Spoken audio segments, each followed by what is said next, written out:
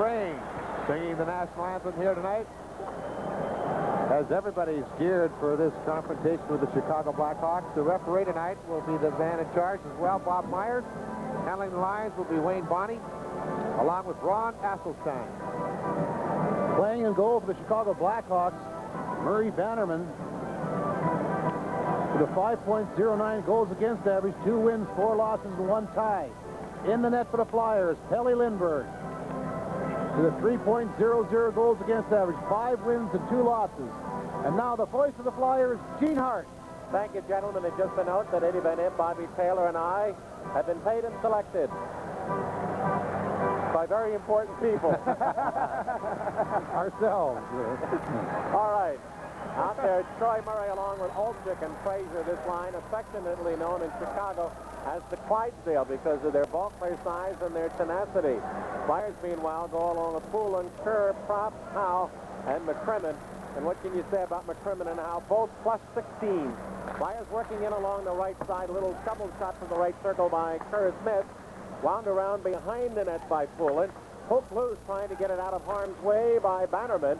But wrestling into the offensive right wing corner is Kerr. Rolls it behind the net. In there is Poulin. He's bumped off by Chicago defenseman Bob Murray. Howe centering pass.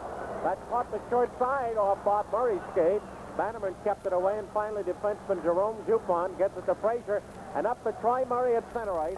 From the Flyer blue line, whistles went in on goaltender Lindbergh. Save is made. The aggressive play is carried out by the Flyers up the middle. Poulin sends it through to Propp at the Chicago line. Over the line, left wing corner to McCrimmon. McCrimmon holds as this position is picked up at the far point by Ron Sutter, but the Hawks break out. Murray up on the left side. Fraser's going to try to turn Ron Sutter. Shots instead to Ben Wilson in front. Keith Brown scores. Keith Brown at 1:09 puts the Hawks on top at 1-0. Chicago was in a line change. They were trying to get players off the ice, and Brown had just come out of the box. And the Flyers really paid little attention to him coming in late. It appeared he was taken up. Ben Wilson makes a real nice pass to Brown. Hits him perfectly right on the stick. He had lots of time. That quick shot beat Lindbergh to the glove side, and Chicago takes the quick lead here at the Spectrum. Keith Brown, the goal scorer, and it'll come at 1:09 of this first period. For Brown, just his third game. For recent years, he's always been a problem with injuries. Third game, he picks up his first goal. Fraser and Ben Wilson picking up the assist, and it's 1-0 Chicago. Flyers, for the first time this year, failed to score the first goal of the game. This was unlucky 13. All right, Peter Zezel is out there now as the Flyers try to regain that tie when they get the jam up along the hash marks left circle. Bobby and Eddie, I remember a game here during the day of the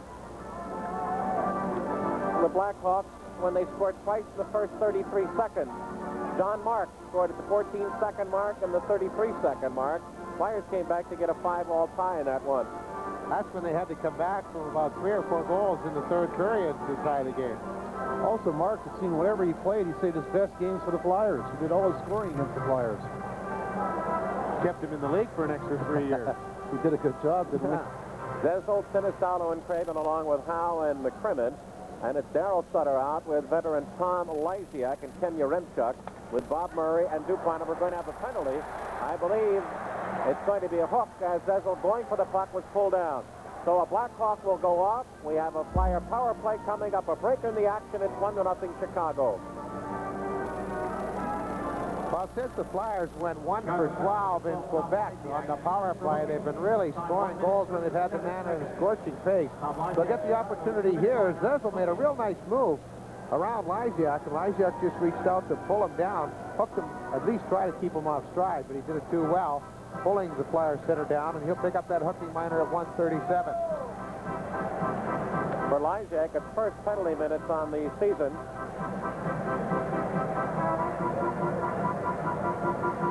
First penalty of the game, first for Lysiak on the season. Flyers, who were 0 for 4 in their 5-2 win at Chicago, are 16 for 61 overall on the season. And the Blackhawks have coughed up 17 power play goals and 62 short. That's bad. All right, Philadelphia goes with Tim Kerr with that cut over the left eye, suffered on an errant stick last night from Willie Huber late in the game. He's out with Propp, Zezel, McCrimmon and Howe. And you can expect the most likely Billy Gardner along with Rick Patterson, who have been the premier penalty killers in recent years for Chicago, to be on. And Ben Wilson is back with Keith Brown. The Hawks get it out, and Gardner will chase. McCrimmon forces him to go behind the Philadelphia net to our right. McCrimmon works out to the left and comes up through into center ice unchallenged. Through to Zessel over the line, up the middle. Spins it back to Kerr, and Kerr a little drill shot in on the net. Not much challenge there for Bannerman, and then it's picked off and sent down the ice by the Hawks defense. A minute and a half remaining on the Lysiak hook. The Hawks drew first blood on their first shot of the game. Keith Brown from Ben Wilson and Frazier at 1:09. Flyers penetrate. Kerr up the slot. It's partially blocked, but not taken out by Patterson, but followed up and sent all the way down by the Hawk goal scorer defenseman Keith Brown. Now they bring out Jerome Dupont and Bob Murray at defense, with Olchuk and Troy Murray as the penalty killers. Flyers have Crosman out there with McCrimmon, and up front, Prop, along with Zessel, who tries to penetrate, but Troy Murray takes it away, drills it all the way down the ice. The Hawks are coming off a Tuesday night shellacking at Washington 8-4. And often when you see that happen, defense is the key to the next game. Craven has his man turned. Had to go around behind the net as he fumbled it, partially going in on the backhand or right side. Lost the opportunity, but picks up the puck to the point to Crosman. Right side, Erickson spins inside. Olchek taps him, knocks the puck off the stick to defenseman Jerome Dupont, and he ices it. Half minute remaining on the Flyer advantage, and again, we have a defensive pairing change for Chicago. Doug Wilson out along with Ben Wilson, and Gardner remains on with Patterson. And the Flyers have had little or anything going in this power play with no shots on goal. Thomas Erickson up through to Murray Craven at center. Drills it around behind Bannerman and sets it up there. Eklund is in quickly, but they get it around to Gardner, and Gardner slaps it into center ice. And with 5 seconds to go on the Lysiak penalty, that should pretty much do it for an absent Flyer power play. Out of the penalty box comes Lysiak, and they're at full strength with 16:19 remaining first period, 1-0 Chicago. There's an outlet pass that hits the linesman Wayne Bonney, ricochets off the Lysiak. He goes down into the left wing corner, around behind the Philadelphia net, centers in front, and it trickled off the right side, and Lindbergh dove out to grab before Lysiak covered his own rebound. Early first period with a break in the action. Chicago won, and the Flyers no score. The Chicago Blackhawks did a good job that time at killing off the Flyers' power play opportunities. Did not allow the Flyers to get into the zone and get set up. The scratches for tonight are Cassidy, Ludzik, Sauvé, and also Watson for the Blackhawks. 1-0 in favor of the Blackhawks. That goal was scored by Brown, with Wilson and Frazier picking up the assist. Time of that goal was 1 minute and 9 seconds into the first period. Didn't realize what a good-looking fella that goaltender Bob Sauvé is until he sat directly in front of us tonight, recovering from a hamstring pull.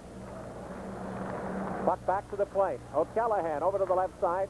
Drill shot in by Doug Wilson, and he takes a bump from Rich Sutter as the puck is shot out of the rink on the follow-up by the Flyers. And the Hawks will have an offensive left circle face-off with that big line of 3 years ago that hasn't come to fruition this season. Savard along with Steve Larmer and Al Secord. You know, a lot of times when a team plays the night before, it takes them a few shifts to get their legs back, to get it back into the flow of things. And the Flyers had that real tough game against New York last night at the Garden, and Chicago was in here waiting, so it'll take a while for them to get back into their game. The two Sutters and Carson on with McCrimmon and Howe, and again Secord, Steve Larmer, and Savard with Doug Wilson and Jack O'Callahan. The Hawks with an offensive left circle draw. Troy Murray. Puck is dropped to make that Savard. Puck up for grabs. The Flyers shovel it on the right side to center. And it's lifted in deep by Rich Sutter. And they all chase O'Callahan for Chicago first in behind. Wheels it up to Savard. And Secord is able to bounce it into center ice to Larmer. Drops it trying to play through at the Flyer line for Denis Savard. Goes in on Lindbergh. He wheels it up on the near side. Hawks lose it, and out comes Ron Sutter. He's got Rich Sutter with him, and on the near side McCrimmon, but offside the Flyers. But back checking very well, Denis Savard to intercept that pass nonetheless. Well, I'll tell you, Savard got back there quickly as the Flyers were breaking out 3-on-2. He got back at the play to intercept that pass from Ron Sutter to McCrimmon as they crossed the blue line. But that's exactly what good back checking can do for you. It can allow your defenseman to stand up a little bit and challenge the play at the blue line and make the play there and create the offside. Hawks have only won one home game of 5, but they've won 3 of 7 on the road in Minnesota, in New Jersey, they win in Detroit. Their home victory against Hartford. Puck dumped into the offensive left corner by the Flyers. Larmer behind the net. It's centered, but errantly by Ron Sutter. Picked up and sent by the Hawks up on the far side. Savard is stopped. Flyers poke it toward the net and rolls in on Bannerman. And he reaches out to the left side of his net to grab it with both Sutters hovering nearby. You know, with that trio out there, everybody around the league is trying to realize that they have to make their plays quickly when that puck's inside their zone, because they're going to be right on top of you. Murray Bannerman off to a very slow start for him. He's a real fine goaltender, but he's had trouble in the early going. 5 goals against average is not usually what you'll see after his name. Dave Passine has scored his second of the season at Boston to give the Bruins an early 1-0 lead over Hartford in the only other game tonight in the National Hockey League. By Philadelphia with Kerr, Derek Smith centered by Poulin, Erickson back with Crosman, and Lysiak is on along with Darryl Sutter and Yaremchuk as the face-off from the Flyers' offensive right circle is shot out of the rink, and we'll try it again. This time from near the top of the arc of the Flyers' offensive right circle. 2-2 shots on goal, and it is a rather quiet start for both clubs in the sense. I mean, we're so used to Philadelphia coming out and charging in the opening 5 minutes, but again, I have to reiterate the fact that Flyers having that tough game against the Rangers could take them some time to get their legs. Flyers get it to the point, right on. A shot by Hospodar, cleared off by Bannerman to the left, and Troy Murray just flips it in the air down the ice. Flyers will have to make the quick retreat. Olczyk's going to try to put pressure on Hospodar, who plays it up the middle and pulling outlets on the right side for Kerr. Coming with Derek Smith 2-on-2 with Ben Wilson and Keith Brown back. There goes Kerr in, and he got a backhander from inside the left circle as he turned Ben Wilson but didn't hit the net. Flyers challenging behind, and it's cleared up by the Hawks to their own right side and fired by Troy Murray out 2-on-1. Brown along with Frazier. Frazier into Brown, but it's deflected off the skate of Doug Crosman as Keith Brown did for his second goal of the period, and he's a defenseman. Here comes Poulin back 1-on-1 over the line against Wilson. Takes the shot from the top of the right circle, follows up the rebound on the near side, is cut off by the Hawks Ben Wilson, and Troy Murray of Chicago scoots behind his own net. Works out to the right side, plays it up the middle and off the skate of Olczyk, who's lost his helmet or discarded it. Now he quickly goes to the bench as the Hawks bring out Sutter along with Yaremchuk and Lysiak. Defensively, DuPont with Bob Murray. Puck behind the Chicago net. The Flyers have Dave Brown on for the first time, along with Propp and Tully Eklund. Defensively, Brad Marsh, along with Thomas Erickson. Puck at the Flyer line. Yaremchuk, as Erickson makes a nice circular move along his own right side. Duluth, but then gives the puck away at center ice, and it's played through on the right side by Lysiak to Yaremchuk. Haspark's right circle in front, trying to find the trailer, but Lysiak is bumped off nicely by Philadelphia's Brown, and they scoot through the Flyers to center ice, but are cut off at the Chicago line. Picked up loose and sent into the zone by Erickson. Over the line, cut off by Lysiak. Right wing corner, round behind the net, rolls it in front, but both the Flyers, Propp and Brown, were on the far side of the net. Here comes Yaremchuk. Flyer penalty, as there's going to be a hold against one of the Flyers on the stick of the trailing player of the Blackhawks. The goaltender is out for Chicago. They have the extra forward. Savard up through into the zone to Troy Murray. Offside, as beating him into the zone along the left was Yaremchuk. Hawk power play coming up with a break in the action early first period. 1-0 Chicago. I think it's going to be Pelle Eklund picking up the first penalty of the season for the youngster. Holding is the call, as he did grab a hold of Yaremchuk's stick as the Hawks trying to break out a 2-on-1 situation. 6:53 will be the time, so Chicago will put their power play into action. It's not been very good so far this season. They're ranked 16th in the league. So Eklund picks up the holding call, 6:53.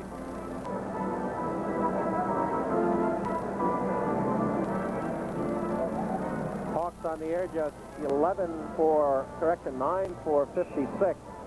That comes to about 14%, not so hot. 11 for 62. The Flyers have given up 82%. That's good. Against the Flyers in the game in Chicago, the Hawks were 1 for 5.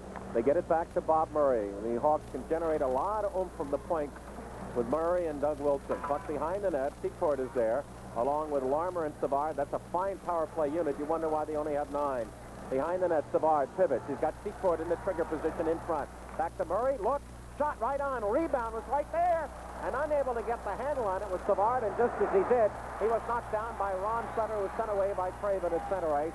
and they rolled it into the Chicago zone. Craven, Ron Sutter, along with Howe and McCrimmon.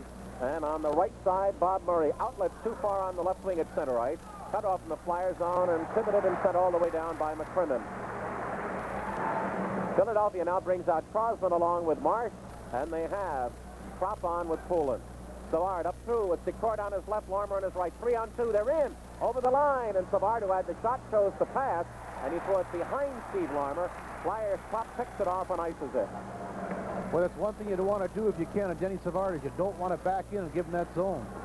Flyers now aggressively forechecking, and a nice cover move in there by Kurt Frazier, who's on with Olchuk, and they send it up to center ice, too far. Hawks giving it away. Marsh picks it off and fires it off the body of Poulin. Sinicello can't handle it. Then Frazier trying to get by Poulin, hits him at the top of the head with a stick. Over the line, Keith Brown. He's got Olchuk in front. Then tried to feed Frazier, and that pass went a boarding. The Flyers cleared out of harm's way, but definite high stick at center ice against Davey Poulin, and everyone caught that here, but no penalty call. I don't think Bob Myers saw it. He was over by the penalty box, and he was tracked.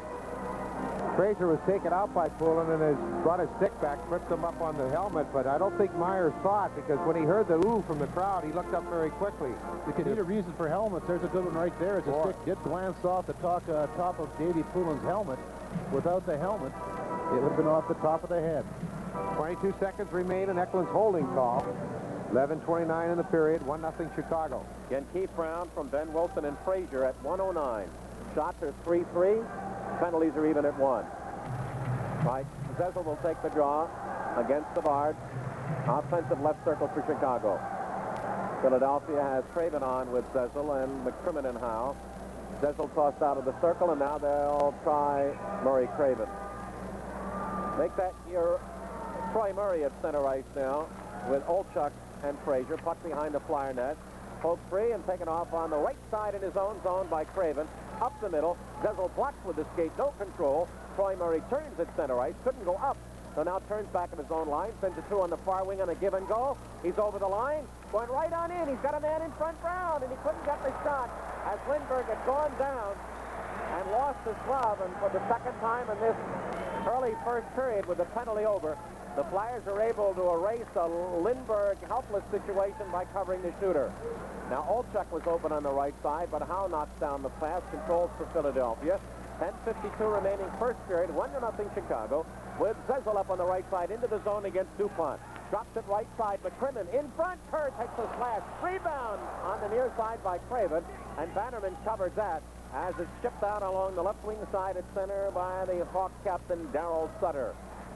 Marsh in his own zone, hassled by man, stolen away by Sutter. He gets in through on the left side, right out in front, tried to find the trailer, Yaremchuk, but Brad Marsh got back to cover that.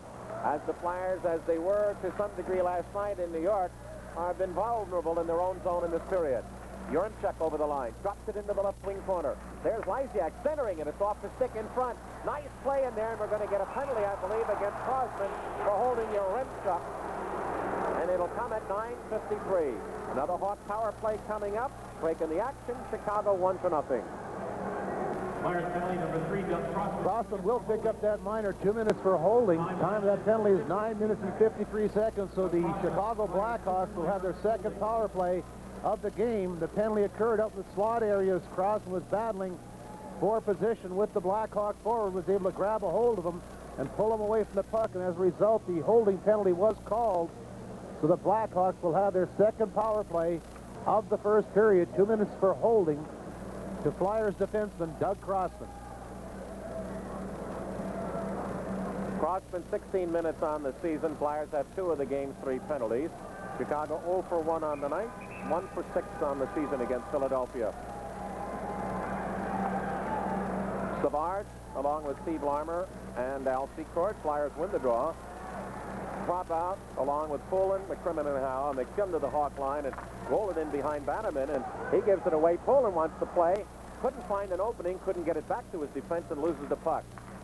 Doug Wilson to Bob Murray as they work in their own zone. We've just crossed the halfway point of the first period. 1-0 Chicago on that early goal by Keith Brown. Flyers steal it away, and Poulin dumps it deep into his own zone. Howe has it there and then sends it all the way down. Bob Murray, in pursuit of the puck, was an around-the-corner neighbor in Kingston, Ontario, the former Flyer Kenny Lintzman, who's having a booming start this year with Boston. There goes Bob Murray up center ice, winds it around behind the Philadelphia net. It kicks back to the left point, crosses over to the right side. Murray has to take it off the boards. The drive, in front. It deflected right under Secord's stick again with Lindbergh on the wrong side of the net. There's a shot wide by Doug Wilson. Cleared in front and played away nicely off the shot by Bob Murray. Flyers try to get it out. They don't. Secord in front. Side shot planned on by Savard from the front right of Lindbergh. Flyers get it up to Ron Sutter and through to Rich Sutter over the line. Whistling shot over the top of the net. Ron Sutter, Rich Sutter, they follow it up behind the net. Rich is tied up by Bob Murray. Good aggressive play with 44 seconds remaining on the Flyer disadvantage. 8:51 left first period. 1-0 Blackhawks. That faceoff will come right outside the Flyers, the Chicago zone, as Richie Sutter was the one who initiated the freezing of the puck along the board, so it'll come to the neutral area. You know, tickets still remain for all Flyers home games, including Saturday night's bash with the Boston Bruins. They can be purchased at the Spectrum, all the Showcase stores, or any of the Ticketron outlets in the Delaware Valley. Right now, you know, Chicago is just simply outworking Philadelphia in this opening 20 minutes. And that's something that we have not seen in these first 12 previous games. Marsh and Erickson, the back line for Philadelphia, propping Poulin up front. 40 seconds to kill on the Crossman holding penalty. And it's Olczyk along with Fraser and Troy Murray. Ben Wilson back with Keith Brown. The Hawks coming out of their own zone. Fraser into the zone, but fumbled at one time, and that was enough to send Troy Murray in offside. All right, gentlemen, I have my trivia question of the night, and I'm going to present it early to give you ample time to fumble. Are you ready? Or stumble. I'd like you to give me the name of the 3 Flyer goalers, all of whom made their NHL debuts against the Chicago Blackhawks. 8:37 remaining in this first period. Chicago 1 and the Flyers no score.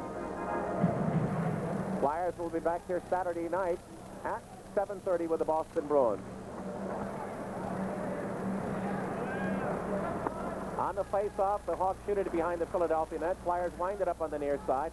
Krop gets an angle on Keith Brown and sends it through to Poulin. In a foot race along with Wilson will win that battle. Scoots around behind his own net. Works out to the left side and will start through and puts it on Troy Murray's stick at center ice. At the Flyer line in full speed. Into the right wing corner. Wants to drop back to Olczyk. Stolen away by the Flyers. Therefore checked in their defensive corner, but then it's Poulin able to drill it up at center ice off the body of Keith Brown into the stands. And on that stoppage, that sends Doug Crossman out of the penalty box. So the Flyers go 2 for 2 in killing penalties. 8:07 remaining. Teams at full strength. First period, 1-0 Blackhawks. Yeah, you take a look at the players that Chicago could put on that power play, and you mentioned that fact, Gene, with even with Savard, Secord, and Larmer on the forward line, and the point, they can really bring the puck to the net. They like to initiate it from the point, but you got to get that puck over to that blue line. And the Flyers employ a very aggressive forechecking style, especially when they're shorthanded. And they create an awful lot of havoc for teams and don't allow them to bring that puck in up over the center ice and get it into their own zone. If you can't get set up, you have a difficult time getting that power play to work. Ideally, it's the perfect power play unit. 2 boomers from the point who can maneuver the puck. A clever manipulator such as Savard, a great man in front of the net and finisher in Secord, and a great trigger man in Steve Larmer. Grunchuk in front had to wait to find an opening. Puck is knocked away as the Hawks have been diligent in front of the Philadelphia net.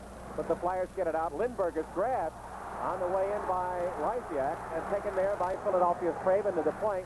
Knocked off with Crosman, and the Hawks try to quickly outlet to Yaremchuk. Marsh cuts him off and sends it through past O'Callahan to the Chicago line. Doug Wilson knocks it down. Bouncing puck. Skips past Darryl Sutter to Crosman, and he lifts it into the Chicago end, where it's played by Doug Wilson to his right circle for O'Callahan and up the middle of the ice. Skips through Lysiak. Bounces in front of the Philadelphia net, where Crosman clears it off the glass, but not out.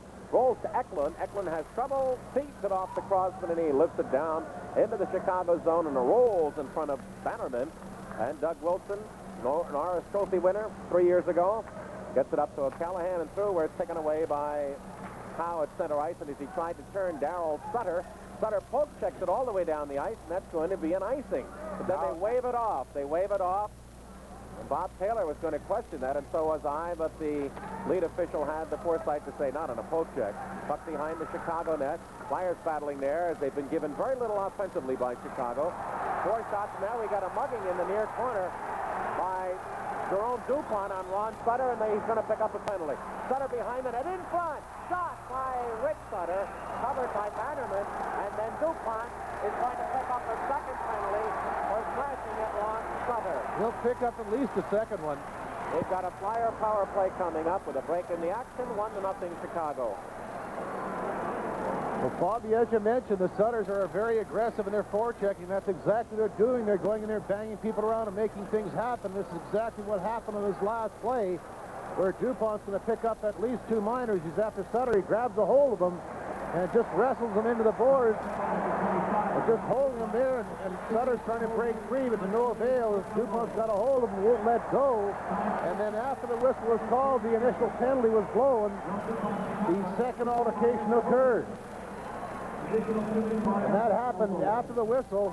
Dupont went back after Sutter, got the elbow and the stick up in Sutter's face. So as a result, Dupont picks up 2 penalties, 1 for holding, 1 for elbowing.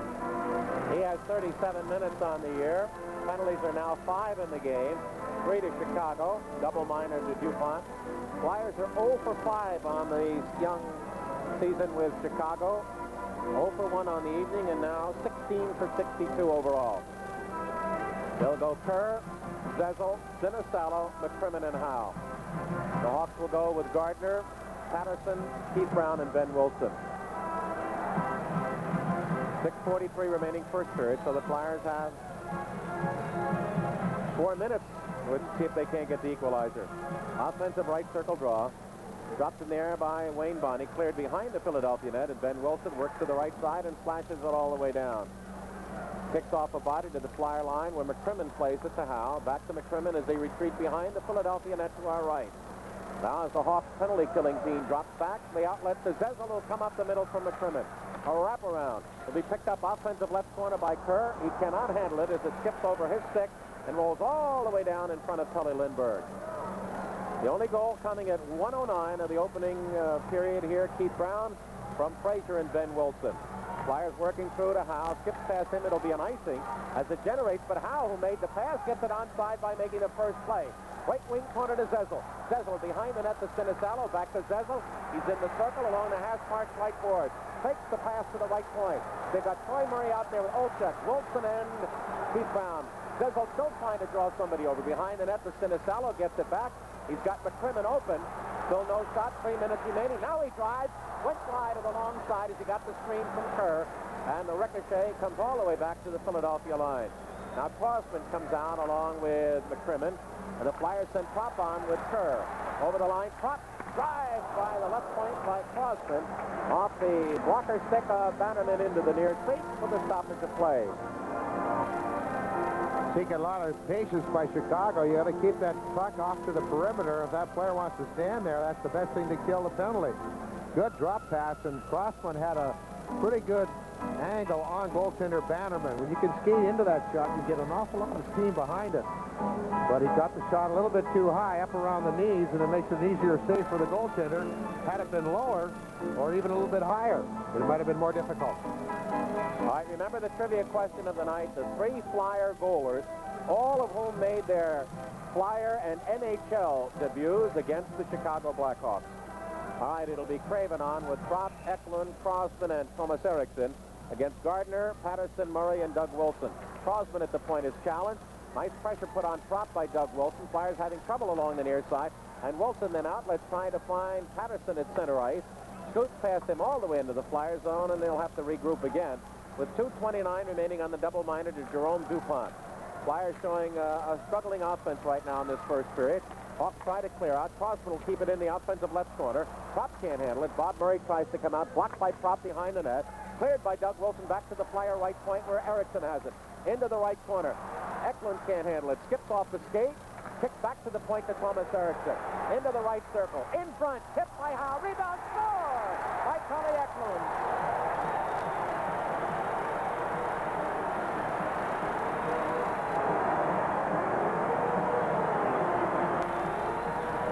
Well, Pelle Eklund scored just as the penalty was expiring in New York last night. Here, he's Johnny on the spot. Bannerman makes a super save off the deflection by Brian Propp.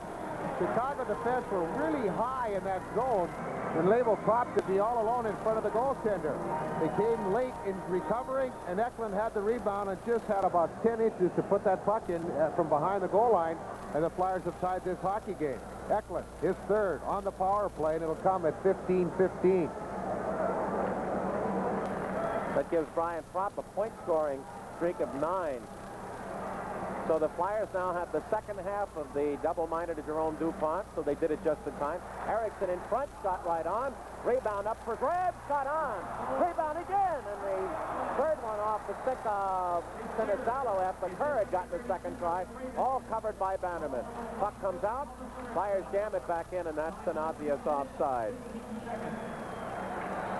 Well, the official on that goal, Pelle Eklund is third. Murray Craven. They're saying Thomas Erickson. It should be Brian Propp. Propp is the one who deflected it in front, so that will be changed. You can bet on it. 15-15 is the time. But the Flyers have been getting a couple of good shots away on Murray Bannerman on this other power play opportunity. The Chicago defense are playing wide of the goal area. It appears like they're not taking that slot area. They're trying to keep them off to the side, but the Flyers are coming into the middle. If you move in the middle and it's open, the puck arrives the same time as a forward, you're going to get your share of goals. 1:34 remaining on the second of a double minor call to Jerome Dupont. 4:13 remaining first period. It is 1-1. Flyers dump in.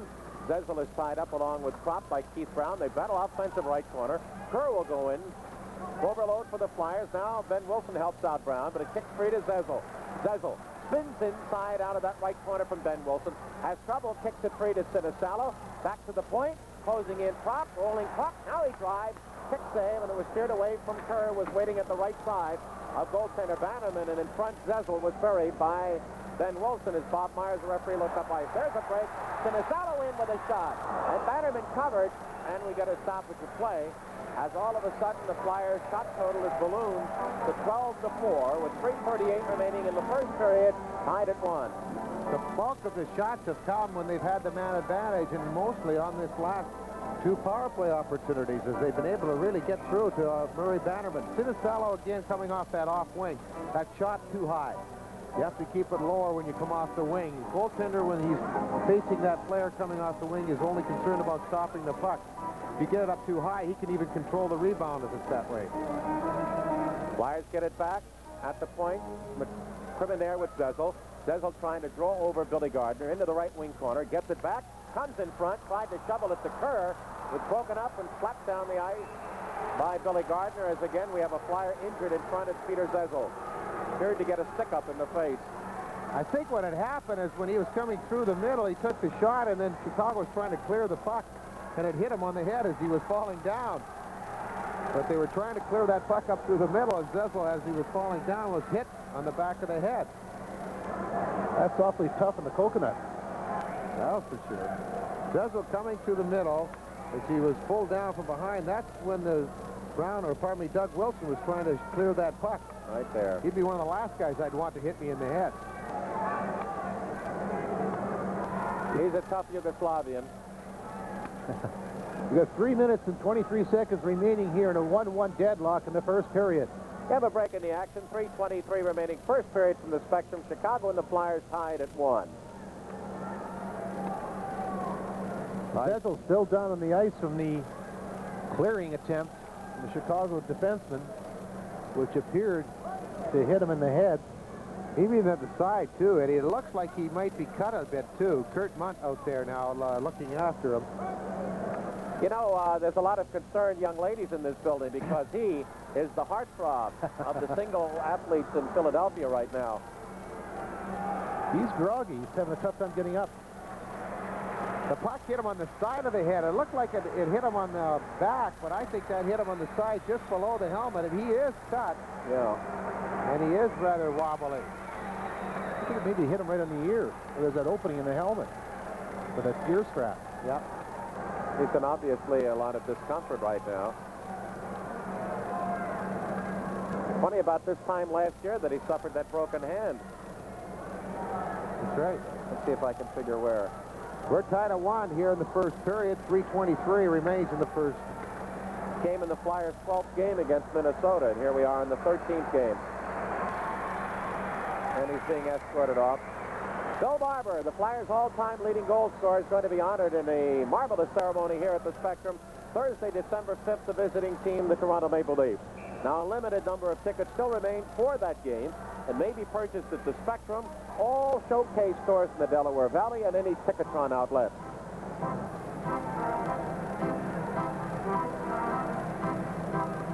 Going in after Zezel was the Flyers' orthopedic surgeon, John Gregg, and one of the Flyers' medical staff from Pennsylvania Hospital, Jeff Hartzell. Flyers working up the middle, 27 seconds left on the power play. Prop the right side, skips to Poulin, has to control, winds it around behind Bannerman, hits the backside of the Chicago cage. Keith Brown tries to wheel it out. Kept in by Howe. Offensive left corner dump to Prop by Kerr. Prop is tied up by Ben Wilson. Poulin behind the net, breaks free of Keith Brown.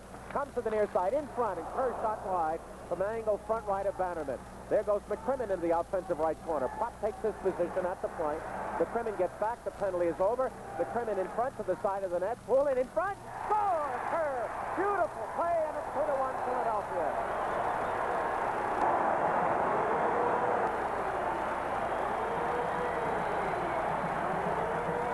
It's amazing.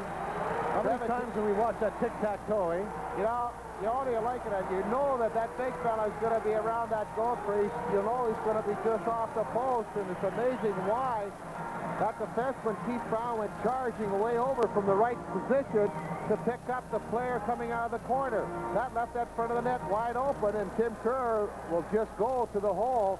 The pass will be there, and it's in and out before you can even move. Branderman had no chance whatsoever on that shot. A puzzling move by Keith Brown. The assist number 20, Dave. That came 5 seconds after the penalty to Jerome Dupont expired.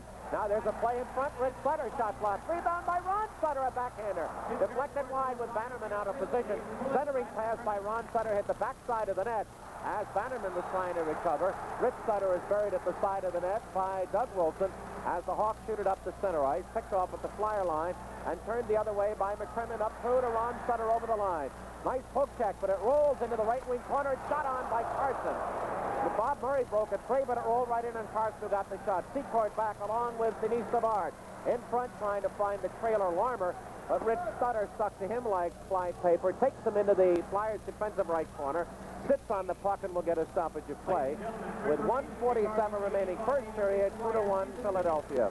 Yeah, we're having a little meeting of the mind. 17:20 the time of that goal. Timmy Kerr's 12 from Poulin and Brad McCrimmon. 2-1 as the Flyers have been able to really come back in the last 7 or 8 minutes of this period. Al Secord, you know, just got married last spring as well. It's trying to get over a bad muscle pull. Kept them out of action for a good part of last year and the year before. He's a guy I think Chicago is really trying to count on for production this season. They need him out there on that left wing. Also, a little peak of anger and loss of discipline by Jerome Dupont has cost this team all that they worked for through the game's first 15 minutes. Flyers get one on one half of his double minor, and in effect really scored the second before it got into action and lead it 2-1. Flyers working up as they have Sinicello out there along with Derek Smith and Craven. Sinicello drops in front. Nice play by Derek Smith, shot over the top of the net as Craven cut across in front of the goalie for screening. And here comes Savard out along with Bob Murray. The trailer is Steve Larmer. Nice move by Savard. In and a shot. And Lindbergh with a save, and he was down helpless on the rebound and then hit at the side of the net by Steve Larmer as the Hawks try to come in front. There, a play behind. Larmer centers it. Flyers take it off and get it past Bob Murray, but he keeps it in. Shot in on the net, deflected to the far side to Jerome Dupont. His shot cut off and sent by McCrimmon off the right board, and it skitters and slides all the way down the ice. You'll hear Lou Nolan say last minute of play in the period. Thank you, Lou Nolan. As the Flyers penetrate over the line down that right side, man in front, passes blocked back to Prop. In front, Poulin a drive, knocks it down. Shot on Bannerman, and Bannerman covered, and the Hawks clear the rebound. Poulin left unguarded, had a chance to knock that one down and take the quick shot, but it was in too tight on the goaler. Hawks have been held to 5 shots with 38 seconds remaining first period. Get it up the goal scorer. Keith Brown down that left side at center ice. Into the zone in front. It chips in off Lysiak's stick as he was going up the slot, but Lindbergh covered that. A lot of time when that puck comes in bouncing towards your goaltender, the best play is for the goaltender to make sure, go down and cover up that loose puck, and that's exactly what Pelle Lindbergh, just prior to that, Savard had a great opportunity. He went down, made the one move, and Mark Howell put it through his legs, stepped around the outside and took that shot on goal, but Pelle Lindbergh was able to be there to make that save to keep this score 2-1 in favor of the Flyers with 30 seconds remaining here in the first period.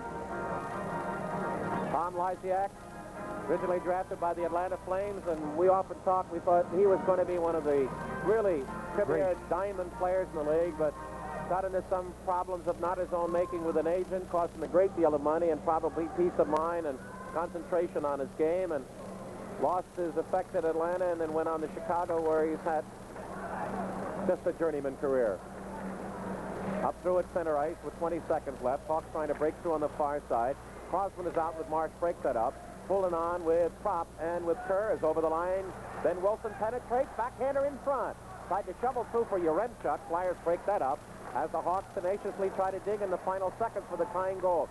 To the point, played off to Brown. He's got a chance, drives it high wide of the net, but Lindbergh reached out and grabbed to hang on to make sure with 2 seconds remaining in the opening period.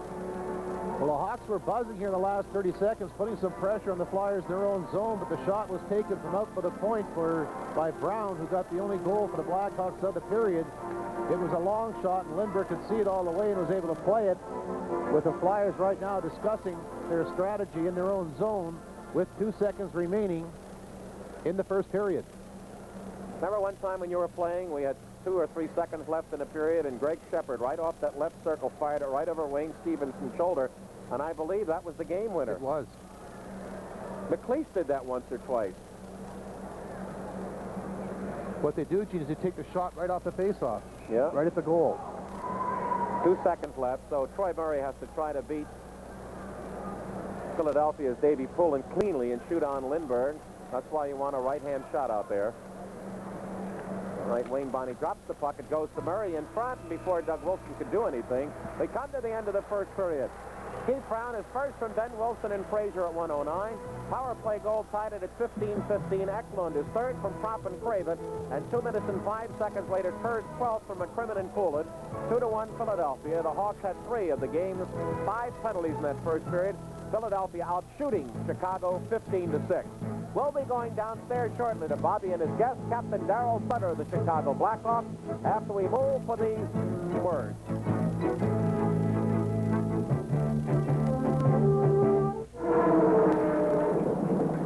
Mazzoli. All right. I don't remember where I saw you. The books. Yeah, I was the guy that dropped everything and you helped me. Oh, my God. Yeah. What am I supposed to do? Hang around Grand Central Station until she shows up and then hand me some line? He's a friend. We take the train together, and I like him.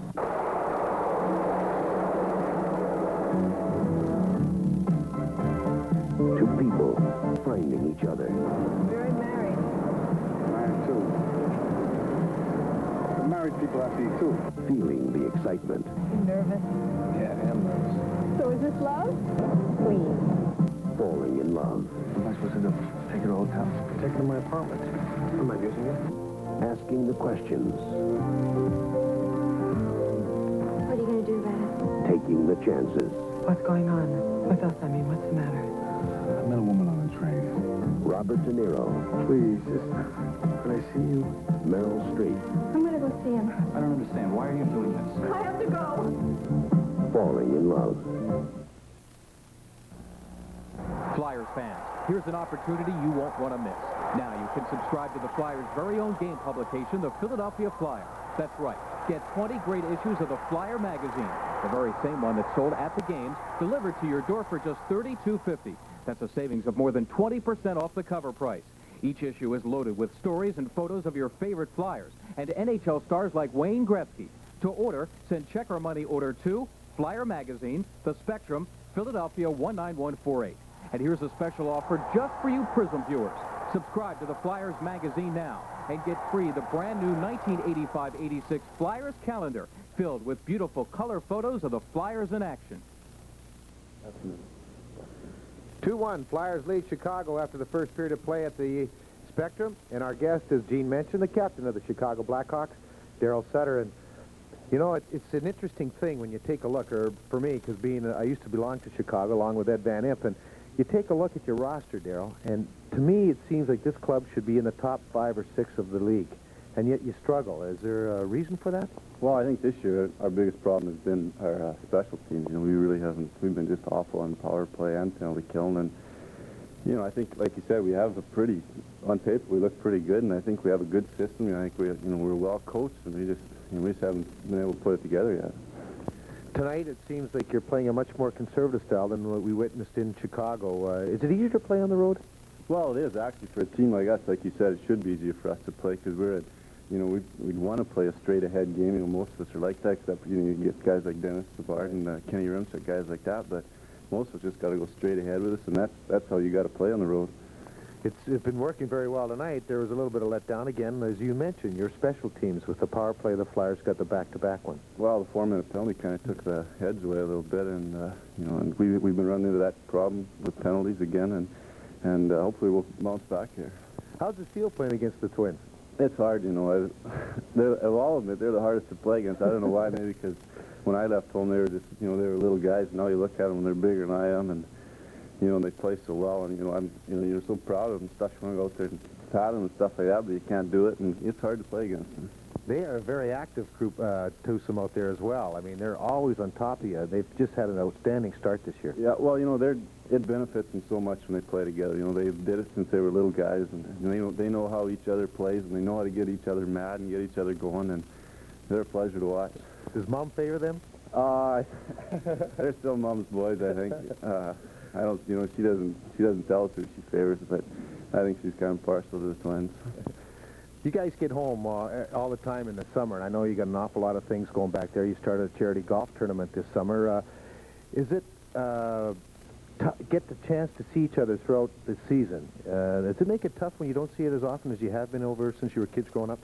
Well, it's tough, you know. Like you said, you want to see each other during the season, but it's tough to see each other. You know, when we do play, like us in town here, it's tough to go see them because I gotta be with the Blackhawks, and you know, it's hard to go talk to the Twins because, you know, they're getting ready to play, and I'm trying to get ready to play. It's hard to, like you say, it's hard to see them during the year, and it makes you want to see them all that much more in the summer.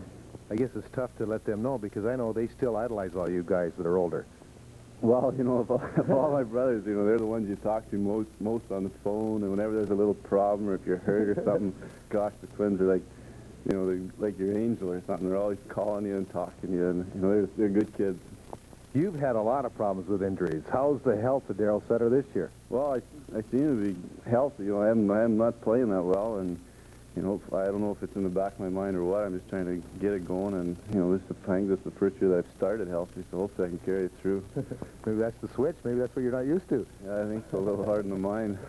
This is a club, talking to the Flyers now, they really like to get out and swarm you in the first period or so and then let you try and catch up. Was it a real game plan is to try and play a much more conservative style in that first 20 minutes with Bobby Pulford? Well, we want to play their game, play the kind of game they want to play against us. So we want to get the puck and throw it in and get after it and force their defensemen instead of them coming from wheeling up the ice and throwing in and having their forwards jumping on us. We want to be the guys who are flooding the zone, and you know, hopefully we can do that. When we played even strength, I think we were all right. You know, we were just trying to dump it in and force them, and hopefully we can do that. Well, I hope you stay healthy for a full year, Darryl. Thanks for being our guest. Thanks very much. Darryl Sutter, our guest, with the score, Flyers leading the Blackhawks 2-1. Now for a different look at goaltending. Let's go down to Prism Sports and Mark Zumoff. Mark? All right, Chief, thank you, and good evening to you. Welcome to this, our first look at Prism Sports tonight. Flyers a little bit slow getting started there, and a 1-0 Chicago lead evaporating as the Blackhawks gave the Flyers a 4-minute power play. Flyers getting one on the power play and one just after the 4-minute power play ended, and they lead it 2-1 after one. A first period recap, including highlights and analysis from Ed Van Impe and Bobby Taylor, still to come. Only one other game to keep track of tonight in the National Hockey League. Dave Payson, his second of the year, the Bruins, leading right now in the first period of play. While the goaltender may very well be the last line of defense, he is also many times the start of a team's offense. Tonight, Prism's Ken Adelberger examines some of the other aspects of playing golf, aspects that do not necessarily entail stopping the puck. You've all heard of the stay-at-home defenseman. He's a defenseman that stays right here in front of the goaltender and the net and keeps the front porch clean. But nowadays, that defenseman might just turn around and not find the goaltender behind him. Since the game has changed somewhat, the goaltenders have had to handle the puck a little bit more. Some goaltenders are not as adept at handling the puck as others. By leaving the front of the net, they are vulnerable and succumb to forechecking readily. It's bad enough when the defense gives the puck away. Now goaltenders are equally responsible for misplaying certain situations. But the game requires that goaltenders be mobile, and thus the Flyers goaltenders practice the proper ways to stick handle every day. Especially this year, I've been working a lot with E.J. Maguire here. After every practice, we've been working 5-10 minutes trying to clear the puck, shoot the puck, pass the puck, and stuff like that. And especially for me, who is from Europe, we don't play like we do over here behind the net and all that. I have a lot of things to learn, so it's helping me a lot this year. Yeah, we work a lot in practice. They'll dump the puck in, and it'll be our job to get it up to either the defenseman or the breaking forward, and just, you know, to get the rhythm going, I guess, like a quarterback and a receiver, you know, for them to know how we're going to pass it and, you know, our tendencies. The big thing a lot of clubs want is when the puck's dumped into your end, you want to get it back out as quick as possible, especially if you're killing a penalty or something like that. And it does help if the forwards know what you're going to do with it, and you have a good understanding, good communication on the ice. It can help the team out tremendously.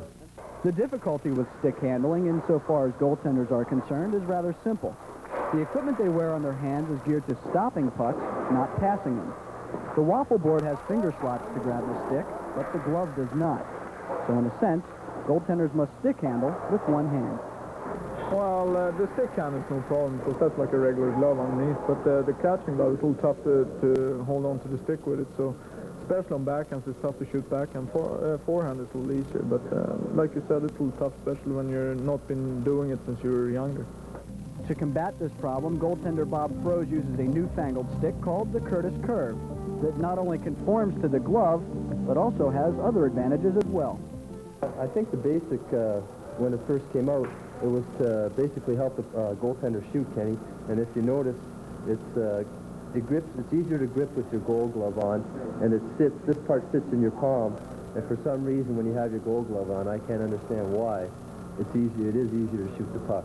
And also, when you put it down flat, as you will right here, when you do put it down in front of you, instead of having only the paddle on, now you also have the shaft of the stick on the ice. So you're taking up about maybe another 2.5 feet on the shooter when you lay it down in front of you. There's another part, it's curved up here, which is to help when you do drop your stick, it's easier to pick up. And also, I think it gives you a little bit more leverage when you go to shoot the puck. This is really the first year I've started with the curved blade. I fooled around with it a little bit last year, but you can get a better shot away. What I was always worried about were deflecting pucks off, and whether when you laid it down in front of you, like this, whether it would be fully on the ice. And there is a little bit of a rocker. I don't use a very big curve. Pelle uses a bigger curve than I do, but it does help you with your shot, and it really doesn't affect your backhand shot at all because it's such a curve on such a big blade. You can still backhand the puck from the heel. Goalies have also worked on their skating abilities.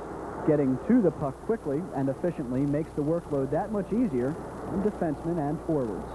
Well, I don't know if it's any better skating, maybe being quicker coming out of the net to get to loose pucks, because it's a lot more of an offensive game than it was, I guess, even if you want to go back 10 years, or even 5 years since the Edmonton Oilers have come on, and they've won 2 Stanley Cups. There's the one that everyone else is chasing. Goaltenders have always been the kind of skaters where they're good balance, good stability out in the ice, but now it has to be good balance and also being able to charge out at either a player shooting or a loose puck.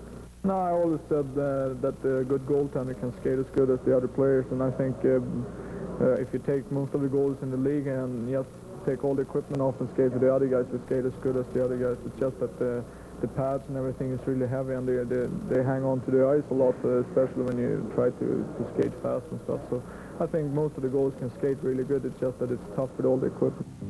One such case when goaltenders can help the defenseman occurs when the opposition dumps the puck into their own offensive zone. By stopping the puck behind the net and leaving it for his defenseman, the goaltender has eliminated players from skating all over the zone to get the puck. I think Jacques Font started that, helping out his defenseman instead of just letting the puck go around when the other team dumps it in, stopping the puck, and that way you can leave it behind the net, and the defenseman comes, and that's where they like to start, is behind the net, and so they can use the net as kind of, you know, a pick to pick off the oncoming forward. But there, what you try to do is on the one side, when they shoot it in, you can bank your whole body up against the boards and stop it, and you can get pucks, you know, 3-4 feet off the ice that way, as long as they're on the board. So, next time when you're at a hockey game, watch the goaltenders. As the game has changed, so have they. Whether it's passing the puck, clearing the puck, holding it up for the defenseman, or poke-checking it away, it's increasingly obvious that they do more than make saves. I'm Ken Adelberger for Prism Sports. And a reminder to join us for 76ers basketball tomorrow night here on Prism, live from the Spectrum. It'll be the only appearance of the year of the San Antonio Spurs. Jim Barniak and Andy Musser with all the action for you beginning at 7:30 tomorrow night right here on Prism. And that is it for this latest edition of Prism Sports. I'm Mark Zumoff. We'll have more for you between periods 2 and 3. Right now, after 1 here at the Spectrum, the Flyers leading Chicago 2-1. Now for their comments on the big moments from period 1, let us go back to commentators Ed Van Im and Bobby Taylor. Thank you, Mark. Eddie, a strange period because we haven't seen it happen this way for at least the 12 previous games, and that's been a slow start for Philadelphia. In fact, when you looked at the shot total, about the first 10 to 11 minutes of that period, they only had 4, and I'm talking about the Flyers, and they ended up with 15. Well, they picked it up in the second half of the first period with the use of those power plays as a big help as far as shot totals and also scoring goals are concerned. But we're used to see the Flyers, and especially here at home in the Spectrum, to come out in that first period, that first shift, and be very, very aggressive as far as their forechecking is concerned. They usually go in there and force the issue right off the bat and try and, you know, force the opposition. And tonight the Blackhawks is the team. They try and force them into a mistake and get that early goal, that early lead, and kind of put the visitors behind the 8 ball, but they have not been able to do it tonight. They were behind the 8 ball. You know, young Keith Brown was the one who opened up the scoring, and he's a Chicago Blackhawk defenseman. Well, I'll tell you, in that particular play, he was all alone in behind the Flyers forwards and the defenseman, and he was one-on-one with Pelle Lindbergh, just broke right in behind with an excellent lead pass, and Ben Wilson just hits him right on the money, makes that one move to the forehand, just puts it low by the glove side of Pelle Lindbergh, and at that point, it was 1 minute and 9 seconds into the first period, and it gave the Blackhawks a 1-0 lead, but an excellent lead pass from Ben Wilson, and hit him right on the stick, and made that one quick move, and it was in the net. We've always talked about the power play, and then we haven't really been that, shall we say, up on the Flyers' ability to put the puck away when they've had the man advantage, and they've started to get a little bit better. They started to score some goals now when they've had the man advantage, and I think if you take a look at a turning point in that period, that was when the DuPont took those double minors, because obviously Pelle Eklund got a goal to tie the game, but the Flyers seemed to come alive then. Well, I think with the help of that, you know, misplay by DuPont really did help. You know, you and Gene were talking about the personnel the Blackhawks can put out there in the power play. They should have a great one. But you look at the Flyers and their personnel they can put out there, and also on the forward line, the center ice area, on the point, they should have a great one. Some nights it is, and that makes I'm sure the coaching staff kind of wonder when they go out that night, is a penalty or power play going to work tonight, or isn't it? Well, it worked well there that one time. Pelle Eklund picking up his 3rd goal, and here's a youngster that's starting to come alive a little bit offensively. Well, he's coming alive. He's picked up his 3rd goal. Brian Propp took the shot. The save was made, and all of a sudden it just squirts out to the side. And Pelle Eklund was there to put the puck in behind the goaltender for the Chicago Blackhawks, Bannerman. Bannerman went down and made the initial save, but the puck was just laying there, and he just tapped it in that wide-open short side to give the Flyers their 1st goal, and it was a power play goal by Eklund. That was the first minor. In fact, there was 2 seconds left, Bobby, in that minor to DuPont when Eklund did score that goal. Chicago did an excellent job in the first 10 to 11 minutes of that period of keeping the slot area free. They kept the Flyers away from it, or maybe it was just the fact that the Flyers weren't going to the net as well in the first 10 minutes as they did in the second 10. Well, I think it's a combination of both. The Flyers weren't going to the net as hard as we've watched them in different games, but it's tough over 80 games to keep that, you know, that sustained pressure, that, you know, constant attack on the opposition. They didn't do it maybe as well tonight as they have done it, but after all, they're ahead 2-1. But also, at the same token, I think the Chicago Blackhawks we're aware of the fact that the Flyers go to the net, they look for the rebound, they look for the turnover in front of the net, and sooner or later it's going to come, and that's exactly what happened on Kerr's. Well, they know that. Everybody knows that, but this time they didn't do it. Keith Brown made an odd move, in my estimation, charging from the front of the net where he was in front of Kerr to the corner when leaving Kerr all alone on his goal. Well, it wasn't only an odd move, it was a bad move. The Flyers were on the power play, and it's just scored after the power play was terminated as far as the Blackhawks are concerned. The Flyers have the pressure on. They're moving the puck around the outside of the perimeter, and finally the play is made towards the net. Brown's leaving his position, going into the corner. Here's number 12, all alone, waiting for the pass from Davey Poulin, and Poulin just hits him right on the money. But again, Poulin couldn't score from where he's positioned, Bobby, so you got to leave him stay there. He can't score from there. Let him have the puck, because he's going to be behind the goal line. He can't score from there, and as a result, Brown makes that move. No one's on Kerr, and that guy scores 50 goals a year, so you got to watch him. They didn't, and he scored. 2-1, the Flyers lead after one period of play. For that scoring summary, let's go upstairs now to Gene Hart.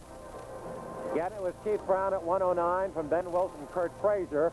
Eklund on the power play is third at 15-15. Now, they've given Erickson assist. It should be Prop and Craven the other, and I'm sure that'll be changed. And then Kerr is 12th at 17-20 from Poulin and McCrimmon. The Hawks had 3 of the first period 5 penalties, and they were outshot 15-6. Our one other game tonight, Hartford at Boston. The one goal scorer that we had, Dave Cassine, the young rookie for the Bruins in the first period, and they lead it 1-0 after 1. Flyers back here on Saturday evening at 7:30 against the Bruins. And a week from tonight, our next Prism game at 7:30, the only appearance of the Edmonton Oilers. All right, play underway with the Hawks defending right and the Flyers left. Philadelphia goes McCrimmon out there with Howe, and Poulin, Kerr, and Prop as the Hawks come through at the Flyer line. Frazier on with Olczyk and Troy Murray. Lindbergh feeds it up on the left side. Olczyk picks it off, goes back to the point, rolls to center ice, and Brown tried, but ineffectively to keep the puck inside the zone, and he's whistled for the offside. Keith Brown, again, has just been pestered over the last 3, 4, 5 years with injuries, hands, knees, broken jaw and the like, and just never seems to get on crank for a full season. A handsome young guy, good shot, but again, his career's been tilted somewhat in its development because of that injury plague. Referee Bob Myers and the 2 helmeted linesmen, Ron Asselstein and Wayne Bonney, will handle the draw. Craven on with Prop and Dave Brown, along with Marsh, who has the puck on the draw, and Crosman. And the same pair out there, Brown and Ben Wilson for the Hawks, with Troy Murray, Olczyk, and Kurt Frazier. And again, in Chicago, that trio up front known as the Clydesdales. Bannerman takes the puck, tries to wheel it out on the near side, kept in by Crosman at the point. Shot smothered, Flyers trying to keep it in. They work, and it's drilled wide of the net by Dave Brown as he's knocked down by Ben Wilson. And the Hawks get it to center. Chopped down, no control by Olczyk, but here comes Frazier with a bullet up the middle, and Lindbergh ate that up about knee-high and rolls it up on the left side. Pop's got an open man on the near side. Offensive right corner dump, and that man was Murray Craven. Has it, tried to get it in front to Brown. Play broken up. It ricochets off the glass behind the Chicago net, where Blackhawk Bob Murray wheels it up at center, right? Stick handling through into the neutral zone. At the Flyer line, penetrates the zone, tries to drop it back. Oh, look out in front. It was almost deflected to Billy Gardner, who wound up for a shot, and the Flyers were able to tap it to center. The Hawks drive it right back down behind Lindbergh. Pressure put on by Marc Bergevin, on for the first time in my memory in the game, and now we're going to have a penalty as Brad Marsh took down Billy Gardner at the side of the net. It'll be a hook. We'll have a Chicago power play coming up early second period with a break in the action, 2-1 Philadelphia. That penalty to Brad Marsh, 2 minutes for hooking, will give the Hawks, the Blackhawks, their third power play opportunity. Play was developing in the Flyers zone. Marsh just got the stick out there and pulled the Hawk forward down to the ice, and as a result, the call was made. Time of that penalty is 1 minute and 30 seconds into the first period. Brad Marsh, 2 minutes for hooking, and the Blackhawks will enjoy their third power play opportunity of the game. The Flyers lead the Blackhawks 2-1. Penalties in the game even at 3. Marsh now with 40 minutes on the air. For those of you who keep these numbers, Hawks won the battle of faceoffs in the first period 12-10, with Troy Murray winning 5 out of the 8 he took, and none of the Flyers over 500. Peter Zezel, we understand a mild concussion, cut over the ear. He's questionable for a return. Got hit in a shot in a clearing play on a Flyer power play midway through the first period. All right, Flyers get it out of their zone. They've got Poulin on with Ron Sutter killing the penalty. McCrimmon back with Howe. Here comes Denis Savard over the line. Secord breaks for the net. Savard works to the hash mark. Left circle, tries to feed in front. Deflected to the far corner where Steve Larmer gets it back to the point. There's a whistling shot. Lindbergh can't handle the rebound off his glove. Taken by Steve Larmer behind the net. Wheels to Denis Savard. Back to Larmer. Both of them in the Hawks' offensive left corner. Then they go back to the far point. Olczyk straight away. Doug Wilson to the top of the left circle. Savard there. Trying to draw over Dave Poulin. Then goes in at the hash mark. At the goal line. Offensive corner. Straight away to Wilson, who can cannon from there. Goes instead to Secord. It's behind him. He has to take the carom off the right corner board. Now comes to the top of the right circle. Larmer. They rotate straight away to Olczyk. Left side pass. Now Wilson drives. It's smothered and blocked by Ron Sutter. Slapped that by Doug Broad McCrimmon. He can't get it out. Hawks get it in front. In front, another shot.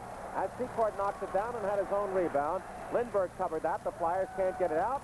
Second try by Ron Sutter and a melee of players at the top of the Flyer right wing circle. Howe finally controls and wheels it up on his left side and all the way down. 45 seconds on the Marsh penalty as the Hawks throw it away at center ice. Crosman is there. Threw up the middle. Shot by Propp. And that was kicked away to the far side by Bannerman. And then Crosman, the rebound, pokes it behind the Chicago net, where Ben Wilson, hawked by Murray Craven, has to go back to the right corner. And Keith Brown is going to be problemed by Brian Propp, as Propp and Craven are keeping the Hawks pinned into their own zone. Propp is knocked down by Keith Brown, and that allows Chicago to come up the middle. Savard in full flight over the line. Frazier, there's a drop pass to Brown. Into the left circle, a pass. Off a skate as Savard had the open side of the net. Drive in front. Knocked off the skate of Darryl Sutter on the drive by Ben Wilson. Sutter into the offensive right corner, Chicago. Back to Keith Brown at the point from Kurt Frazier. Off his stick to center, and now Brad Marsh is out, and the Flyers make it 3 for 3 against Chicago. The Hawks now 1 for 8 in 2 games against Philadelphia on the advantage. Puck in the Flyers zone, and Crossman shoots it all the way down. Trailing official Wayne Bonney has his hand up. Keith Brown is first in for the Hawks. Ron Asselstein, the lead official, agrees, and we have an icing. These are the type of games, if you're a coach, that you just hope the players could come out of it. Mike Keenan, of course,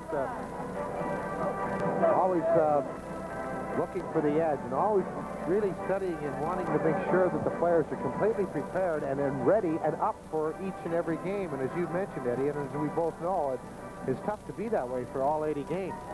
But right now the Flyers enjoy the 2-1 lead, and they had a tough time starting. I think this is a type of game that the players are going to have to really force themselves to concentrate and also to keep them playing at their best. Flyers have a defensive left circle draw. Olczyk, Frazier, and Troy Murray on with Bob Wilson, Bob Murray, and Jerome Dupont. The Flyers have McCrimmon on with Howe, and up front, Derek Smith with the puck, along with Poulin and Timmy Kerr. Smith over the line, offensive right corner dump. Olczyk is there to clear out. Flyers keep it in along the offensive right side. It goes into the corner. Up for grabs to Kurt Frazier of Chicago. Wheels around to the right side to defenseman Bob Murray to Olczyk. He can't get out. The Flyers wheel it behind the Chicago net. Bob Murray gives it away in front. Poulin with a slap shot. Opportunity drive. He has another opportunity. He's poked at by Bannerman as the Hawks finally cleared out of trouble. Comes in front again. Derek Smith, a feed from Kerr, but it went to the offside of the stick. Hawks take it and shoot it to center ice. Trying to headman to Troy Murray, but there is Howe to take it. Get it up through to Kerr from Poulin at center ice over the Hawk line. Quick wrist shot in on the net. Bannerman steers to his right, and the Hawks shoot it to center ice. Marsh fires it right back in, but we have an offside as Kerr just a half stride failing to get out of the zone. 4:40 gone. Scoreless second period from the Spectrum. 2-1 Philadelphia. You know, the Showcase stores are a great place to purchase Flyers tickets, souvenirs, and videotapes. There are now 12 Showcase stores located throughout the area to serve you. Why don't you visit one soon? The only other game are in the National League. Hartford's in Boston, and in the second period, the Bruins still clinging to that 1-0 lead. Philadelphia with Eklund, who had the tying goal for the Flyers, out along with Craven and Sinisalo. Sinisalo gets past Doug Wilson and is just corroded and pulled down as play continues and wheeled around to Yaremchuk. He overskates, and Eklund did not see the puck laying up, and the Hawks get it up to Lysiak. Over the Flyer line, breaking for the net in front was Yaremchuk. He cut off. In front it comes again as they had Yaremchuk there from Darryl Sutter, with Jack O'Callahan, the defenseman, making that first play in on the net. The Hawks still back by 1. Puck at center ice. Craven to Marsh. Wheels it right side of the Flyer line to Thomas Eriksson. Up ice to Pelle Eklund. Over the line with Craven. Drop pass in front for Sinisalo.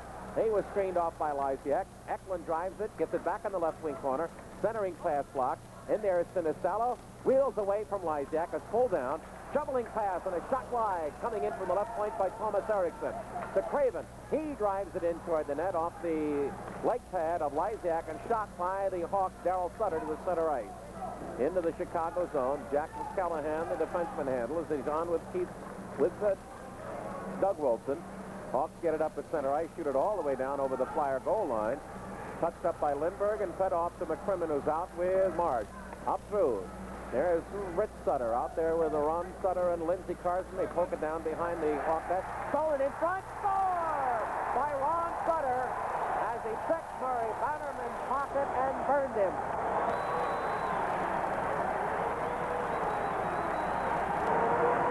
Talk about a big goal. That one by Ronnie Sutter was a real big one and a beauty as far as the play is concerned. Bannerman went in behind the net to play the puck. He had control of the puck, and Ron Sutter just stripped him of it as they were battling for possession. Walks around, no defenseman out in front, and just puts it in the net on the backhand. But Bannerman did have possession of the puck, and both defensemen went in behind the net. And as a result, when Sutter got the puck, there was no defenseman in position to make the play. In desperation, a big goal stick went down, but it was too late. It was Sutter's second goal of the year. His first goal, and only a second, the first one since he scored in the Flyers' 5th game of the year. His second back from that early season injury. Unassisted at 6:06, and the Flyers now have scored 3 unanswered goals and lead 3-1 as we take a break in the action from the Spectrum. Probably a lot of time like that, a defenseman should stay in front of it. There's poor communication. One goes, the goaltender goes up behind the net. One defenseman will go and help, but the other one's got to be out in front. You know, they got to talk, too. Secord was back there. DuPont was back there, and all they have to do is yell at the goalie to let him know that there's a guy right on him, and normally a goaltender will get rid of that puck or at least try to get back there as quickly as possible. It did appear that either player for the Chicago did give Murray Bannerman a yell. And you're helpless when your back's to the play. It's tough to play looking in the glass all night. Farmer, Savard, and Secord on with Bob Murray and Normand DuPont. Jerome DuPont for the Blackhawks, McCrimmon and Howe. And up front, Rich and Ron Sutter with Lindsey Carson. Puck wound to the Flyers' offensive right side. Rich Sutter is tied up in there. Ron Sutter battling along with DuPont. They jam it up at the Flyer right hash mark. Rich Sutter has his skate pulled out from under him. The Hawks come up at center ice. Savard drops behind Secord, who has to wait at the Flyer line. Then wraps it around behind the Philadelphia net. Cleared by Howe. Pass. The checking Savard up on the Flyer defensive left side in the center ice. Bob Murray gives the puck away at center as he threw to Steve Larmer at his back pass. Turn. Rich Sutter over the line. Works to the left side. Pulled down by Jerome DuPont is going to go out for his 3rd penalty of the evening. The 4th called against Chicago, of 7 whistled overall by Bob Myers, the referee. 6:59 the time. Flyer power play coming up. They lead it 3-1. Chicago penalty number 25. Jerome Holding will be the call, and it'll come at 6:59, as Gene mentioned. 59 seconds. Jerome DuPont, Chicago. And this is Flyers' 4th, 1 for 3, as you mentioned. But DuPont very upset with himself. Sutter has a deceiving move, Eddie. And you being a defenseman, Moves to the forehand. he goes to that forehand, and a lot of times you'll catch that defenseman leaning too much to the middle, and then when you go to the outside, he has to grab a hold of you. It appears that Ron Sutter maybe had cut a little bit in that play as well, as the trainer is looking at him and had the towel on his face. He may have got nipped a little bit.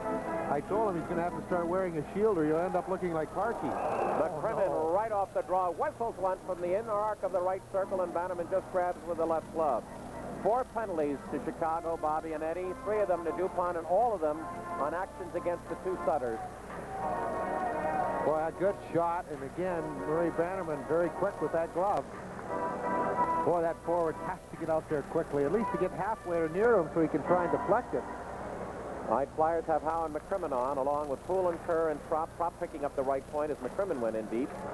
McCrimmon along the near side, feeds right wing corner to Poulin. Right across trying to find Howe, but it was a stride too far in, or the pass 1 stride too far out, and it sails past the Flyer power unit, up ice into the Philadelphia zone. Gardner out with Patterson, the traditional penalty killers for the Blackhawks. Here's a dump pass by the Flyers that hits referee Bob Myers in the ankle. He's shaking that one off as the Flyers trying to get on track. They are 1 for 3 on the advantage, 2 for 7 on the season against Chicago. Over the line, Howe right corner, pulled in right on in, and he had Bannerman going right, shot left, but missed the net. Up ice comes Philadelphia, through into the neutral zone with the puck. Keith Brown, a sailing shot wide to the left of Lindbergh, who grabs for control. 1 minute remaining on the DuPont penalty. 12 minutes remaining in the second period. As Pop comes up the middle, left wings to Kerr. Kerr trying to turn in. He's taken out of the play nicely by the defenseman on that side, Jack Callahan, and we get a stoppage of play. We're going to tell you or ask you on the next stoppage of play the names of the 3 Flyer goalers, all of whom made their NHL debuts against Chicago. Callahan that time was 1-1. He did a great job. Anytime you go 1-1, you take the body, and that's exactly what Callahan did. He had position on Timmy Kerr and knocked him down to the ice, but in a position like that, you don't play the puck, especially on a guy like Kerr who's so big and strong. You play the body. By Philadelphia offensive left circle, Sinisalo, Eklund along with Craven, Crossman back with Thomas Eriksson. It's Troy Murray out with Olczyk and Doug Wilson with Jack O'Callahan. Eklund now will take the draw against Troy Murray. Flyers get it back to the point. Crossman looks, right side Eriksson, a one-timer, right on. And Bannerman kept that one away. Eklund takes it back to the point. To Eriksson, right side pass to Eklund. Into the side of the net, in front of Stuffer. And it was just missed by Sinisalo. The Hawks take it away. Flyers get it back, try to wheel it offensive corner. They control it straight away to Eriksson. Right circle, Eklund shot. And that was tipped over the top of the net and off the glass behind Bannerman by Ilka Sinisalo. They have hit Bannerman's stick. Nope, off Sinisalo, and it appears the faceoff will come to the neutral zone. They're moving the puck around much quicker than they had in the first couple of chances, and when you do that, you have the defensive team has a tendency to really get caught leaning, and also they'll get caught moving out of their position. You know, Bobby, with Gene's trivia question, being the kind of gentleman I am, and it's a goaltender's question, I'm going to let you go first. Well, I know. It's not that I don't know. Well, I know one of them. Well, you better know one of them. All I have to do is look in the mirror. Up ice, the Flyers penetrating. 20 seconds left on the advantage. 11:20 remaining second period. 3-1 Philadelphia. Keith Brown is there to the point. Flyers keep it in, but no control, and it rolls off to Ben Wilson, who lead our Chicago charge to center ice. Murray tries to get in along with Olczyk, and back comes Kerr along with Sinisalo. First pass a little shy of Ilka as he tried to penetrate, but Thomas Eriksson had fallen into the zone without a stick, so Kerr has to rag at center ice as the penalty is over. Kerr penetrates. He's got Brown turned. Right wing corner, tries to center. He fans on it. The Hawks take it, give it away at the point to Crossman. A shot on the net. Whoop! It got through Bannerman. But Flyers weren't there for the rebound. It was slid off to the side of the crease, and Chicago shot it all the way down. Penalty over. Teams at full strength. Flyers lead 3-1 as they shoot it all the way down the ice into the Chicago zone. Bobby and Eddie are shaking their heads on the side as they wonder why Lindbergh touched up the puck before on what was an obvious icing. Concentration. Here come the Hawks up the middle. Savard, always dangerous. Gets past Howe. Top of the right circle. He's got Larmer in front. Pivot. In front, trying to feed the breaking defenseman, Doug Wilson. His centering pass off the stick of Lindbergh. And sent out. Rich Sutter's got a break with Carson if he can get to the puck. But Jack O'Callahan, with good hustle, just picks it off at his own line. Now Ron Sutter penetrates. Holds. Got a man up the middle. Howe. He's in. Shoots. Goal. Wow. What a goal. Woo-hoo.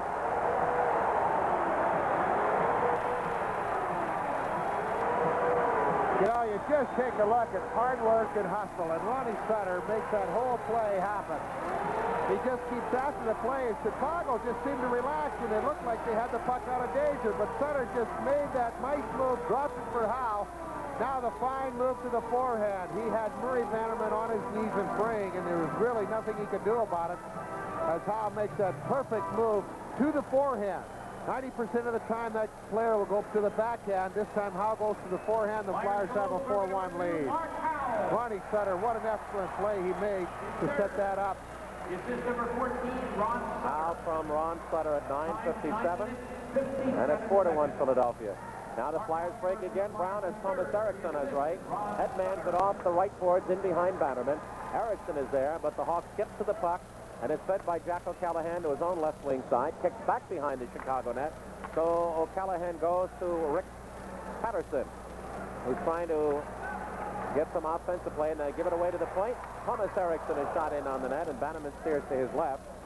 As the Hawks now are getting very careless in their own end, and their broadcasting color man, former league defenseman Dale Talon, said that's where they've been most deficient this year, is in the defensive zone. Flyers break in. Brown's got a pass. He's got a man in front. Rolls it behind the net, picks up his own rebound, holds at the left side of Bannerman behind the net, but the high pass goes past Craven to the left point. Kept in by Marsh. Offensive left corner to dunk by Craven. He's tied up by O'Callahan. In there is Billy Gardner with Dave Brown. Brown breaks off the check. Tries to come to the near side. Has nowhere to go with the puck. And as it did last night in New York, takes the bump to hold on and make the play. Now his stick is up in the air as Rick Patterson has lost his stick as he was out-jousted in front of the net by Murray Craven, but the Hawks are able to get it into center ice. Flyers trying to drive it in, and the Hawks say enough of that as they have a player without a stick. They ice it, and we get the stoppage of play. 4-1 Flyers, a break in the action, 8:33 remaining second period. All right, you need the three goaltenders. All right, well, of course, myself. Bob Taylor, right. Michel Bellemare. Michel Bellemare, you tied 3-3, and Michel won the first ever Flyer win in Chicago, 4-3. I will tell you, the other debut came here, and he lost it 3-2. Good friend of yours. Oh, Bunny LaRock. No. No? You know, come to think of it, he did. I never thought about him, but I'm talking, NHL debut against the Chicago Blackhawks. Okay, good. Okay. Well, my question was sound. okay. Let me a little time to think on the third. Okay, we came up with two of the three Flyer goalers who made their NHL debuts against Chicago. Bob Taylor won, Michel Bellemare, both in Chicago, and the other debut was made here by a goaler who lost to the then powerful Blackhawks in the early 70s, 3-2. I will tell you the first Flyer goal that night was scored by Pierre Plante. Up ice comes Chicago over the line. Yaremchuk tries to turn Hospodar. He does. The puck doesn't. Oh, it comes right in at the side of the net. Hit Lindbergh in the right skate and almost caught the short side post. And Tully said, what's this down here? Dunk Wilson. Yes, Dunk Wilson. Thanks, Scoop Scooper. I had to help Bobby Taylor out. Well, you know, we've always seen an awful lot of designs and things painted on a mask, but Skorodinsky, the backup goaltender for Chicago, has his painted like a skull. All right, Flyers have Hospodar on with Crosman and Kerr on with Poulin, and he's grabbed, pulled down by Ben Wilson as Bob Myers looks on impassively. And Keith Brown pursues the puck in the Chicago zone and outlets it up on the right wing at center where it's taken by Crosman. Into the zone, tries to hit Kerr, but Lysiak takes it back. Fans on his first time, but gets it to Ben Wilson on the second. Then from the left side at center, Curl's back in his own zone. Little give and go with Keith Brown, and Ben Wilson up the middle. Stick handles past Poulin. Over the line, runs into traffic, and we have an offside called Chicago. Get about 3 or 4 Blackhawks all in one little pile just across that blue line. That extra dipsy doodle was made, and the offside was called. The Flyers are out in front here in the second period, 4-1 with 7 minutes and 44 seconds remaining. Coach, General Manager Bob Fulford, I'm sure, would like to have things a little bit better than they are right now. He's got himself into a hole with plenty of time left. They can dig their way back out. You know, Chicago worked very hard in the first 11 minutes of the hockey game, but now they're letting the Flyers take things under control. They're not working as hard as they did in the first 10 minutes. Savard, Secor, Steve Larmer on, along with Bob Murray on the right side, Jerome Dupont on the left. The Flyers go with Rich and Ron Sutter, Lindsey Carson, and defensively McCrimmon and Howe. Puck off the dasher, kicked out. Lindbergh knocks it behind. McCrimmon can't control. Hawks try to play it in front. Savard tied up by McCrimmon. Secord wrapped up by Ron Sutter. Four of them battle. The puck still in play in front. Kicked out, a shot. Blocked off the stick. Rebound. Side by Larmer. The first blocked by Carson. The second never reached net. Then a short side shot from deep in the right corner by Chicago to the left side of the Flyer net. But Lindbergh just grabbed for control of the puck in the defensive zone. You know, it's interesting how coaches match up strength against strength right now. You got the top scoring lineup for the Blackhawks with Savard at center, and you got Ronnie Sutter, who's really known for a strong defensive player, paired off against him. And also you've got the two best skaters as far as the defensemen are concerned for the Flyers, Mark Howe and Brad McCrimmon out there against the top Hawk line as well. And I would also apply the strength of Lindsey Carson to hold Secord off. I don't think he's completely quite as strong as Secord. There's not too many guys in the league that are as strong as Secord. Lindsay's game. All right. Flyers will send Lindsey Carson in against Larmer as Savard and Ron Sutter were dumped out of the circle. Defensive left circle, Philadelphia. Right at that circle, Carson goes down. Bob Murray puts it through into the near corner. Savard takes the carom. Back to the point. Pressure put on Jerome Dupont, who's hit hard by Ron Sutter. Puck up for grabs in the near corner and fed to Ron Sutter. He fails once to get it out. Fails the second time, but the carom of his second pass goes to Howe, and he shovels it up through to Rich Sutter. He loses it. The Hawks shoot it back in. We'll have a delay offside unless the Flyers come out cleanly. And they do not. Secord puts on the stoppage of play pressure. 6:54 remaining second period with a break in the action. It's 4-1 Philadelphia. Now, we talked about Secord and that big year he had in '83, and he's had some big years for Chicago when he was sent over from Boston, that trade for Michael Connell. We'll repeat those three goalers, all of whom made their Flyer and NHL debuts against Chicago. Bob Taylor, Michel Bellemare, and Dunk Wilson. It's odd that Michel Bunny LaRocque played his first game as a Flyer against Chicago, but not his NHL debut. Eklund, who has one goal, is out there with Sinisalo and Craven, Erickson and Marsh. And the line of Troy Murray, Frazier, and Olczyk with Doug Wilson and Jack O'Callahan. 6:46 remaining. 2 goals in this period, both by Philadelphia. Ron Sutter unassisted and Howe on a feed from Ron Sutter. Both coming 3 minutes apart. Flyers balloon their lead from 2 to 4-1. Now it's Brad Marsh shooting it up ice. Doug Wilson, who played much of his career despite a series of very damaging head injuries. Much of his without a helmet has gone to it full time now. Puck in the Flyers zone. Sinisalo is hooked and harassed all the way in by Frazier. Rolls to Marsh. Marsh gets fed a weak check by the Hawks' Troy Murray and shovels it up on the left wing at center ice to Pelle Eklund. Rolling puck, he flips offensive right corner. Sinisalo is bumped off nicely by Frazier.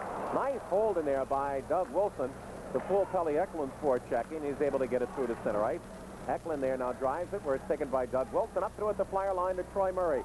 Frazier for the net. Troy Murray shot blocked by Brad Marsh.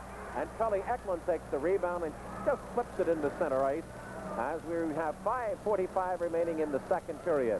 Flyers back here on Saturday night with Boston. A week from tonight, our next Prism game at 7:30 with the Edmonton Oilers. Flyers' next road game a week from this Saturday, November 16th at Hartford against the Whalers. Flyers' Dave Brown harassing Ben Wilson. That's a nice pair up as the Flyers keeping it at the point. A dump in off Crosman hits Lindsey Carson in the shoulder. He gets it back in the left circle and shot is deflected out of the rink, and we have 5:21 remaining second period. We have a break in the action. It's 4-1 Philadelphia. You know, we have to mention Peter Zesel not out. He got hit in the side of the head or the ear rather with a puck and got cut. And we've heard that he has stitches and a possible minor concussion. He's not seen action left, and you'll see the Flyers really shifting lines now. And Eklund, I'm sure, will get a regular shift now. Kenny Lynchman's third goal of the year in the second period ups Boston's lead 2-0 over to Hartford. Again, Boston 2-0 over Hartford in the second period. You know, it doesn't look very impressive. Lynchman with 3 goals, but he has 19 assists as they have him playing with Keith Crowder and Charlie Simmer, and that's Boston's most productive line by far. We'll see them here on Saturday night with Gordy Kluzak back healthy and Barry Peterson puck behind the Philadelphia net as the Bruins go Chicago going in. Darryl Sutter in there with Carson, and Crosman has his man tied up. Darryl Sutter tries to dig it out, but Flyers have it. Lindsey Carson along the near side. Oh, gives it away to Tom Lysiak as he looks and set for Hospodar. In front, but Crosman's right where he belongs and slams it down the ice. Rolls to the Chicago goal line, and Keith Brown will pick it up before it hits there. So no icing and play continues as the Hawks Secord trying to come out of the zone. Chicago's offense after that goal at the 1:09 mark of the first period has been pretty well emasculated. They've only had 9 shots since, 10 for the game, and trail at 4-1.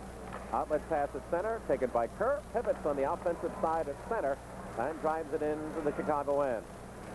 Philadelphia now with Howe and McCrimmon out there along with Prop, Poulin, and Kerr. Chicago, Ben Wilson with Keith Brown, and they have Savard on with Larmer and Secord. Up to Dennis Savard at center ice. He's dumped by Poulin. Outlet pass through to Kerr. tries to work past Ben Wilson, who shoulders Kerr out of the way, and the Hawks shoot it up ice deep in the Philadelphia zone, where Howe picks it up in his own left corner. Looks, swings past Savard, is harassed, and outlet through to Props, and he deflects it down the ice to the Chicago line, where it's gathered in by Jerome Dupont. Outlets at the Chicago line, left wing to Secord. He right wings to Bob Murray at center ice. Flyers take it away. Kerr into the zone. Left wing corner dump taken away by Bob Murray. His outlet stolen by Kerr. Feeds it in front on the deflection from Poulin looking for Props, but Bannerman was able to get a piece of it before it hit. Prop in front of the net and covered it for the stoppage of play with 3:38 remaining second period. 4-1 Philadelphia. It's a good example of where we get a rolling puck going towards the goaltender. You should get your body in front of it, and that's exactly what Bannerman did. He missed the original play in the puck with his stick as it was rolling. It bounced over top, but he was able to have the skate in behind to keep the puck going into the Chicago net. He just whiffed on the original play, but his leg was in behind to make that save and keep this game at 4-1 in favor of the Flyers with 3 minutes and 38 seconds remaining in the second period. Eklund centering Derek Smith and Dave Brown with Marsh and Erickson.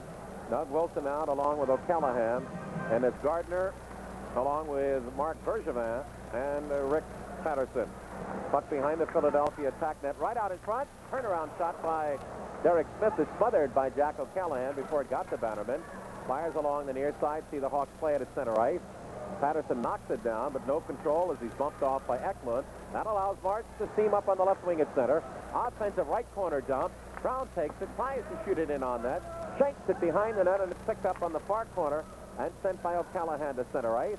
Marsh flips it right back in, as it apparently seems to Eddie that the Flyers want to make sure they shut down the Hawks with nothing during the remaining 3 minutes of this period to take a 3-goal lead into the intermission.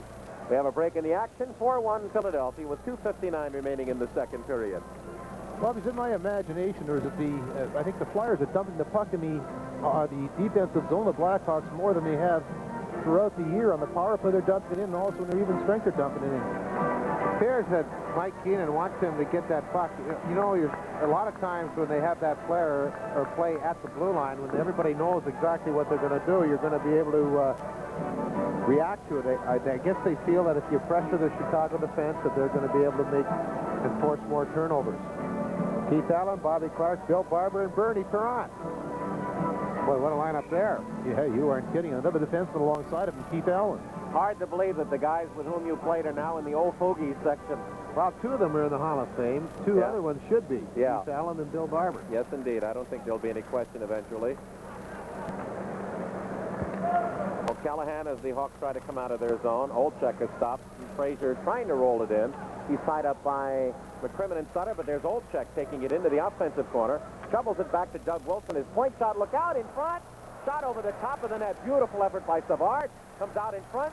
Sees it to the far side where O'Callahan shot. Knocked down as it hit Frazier in the back. And Brad McCrimmon just looks and puts it up into center ice. Boy, Savard had Lindbergh going down and just a little shovel pop shot over the top of the net. Puck comes out to center, and Howe will grab it for the Flyers. Feeds it back to his own line for McCrimmon up on the left side. And it's dumped in nicely by Lindsey Carson, who's out with the 2 Sutters.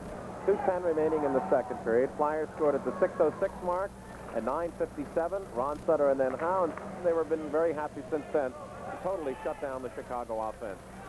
Sinisalo comes out with Eklund now. Hospodar out with Crossman. It slapped into the zone. Knocked down and kept in by Doug Wilson over the line. Right side pass to Frazier. Going for the net is Olczyk. There's a shot over the top of the net by Doug Wilson on an opportunity play.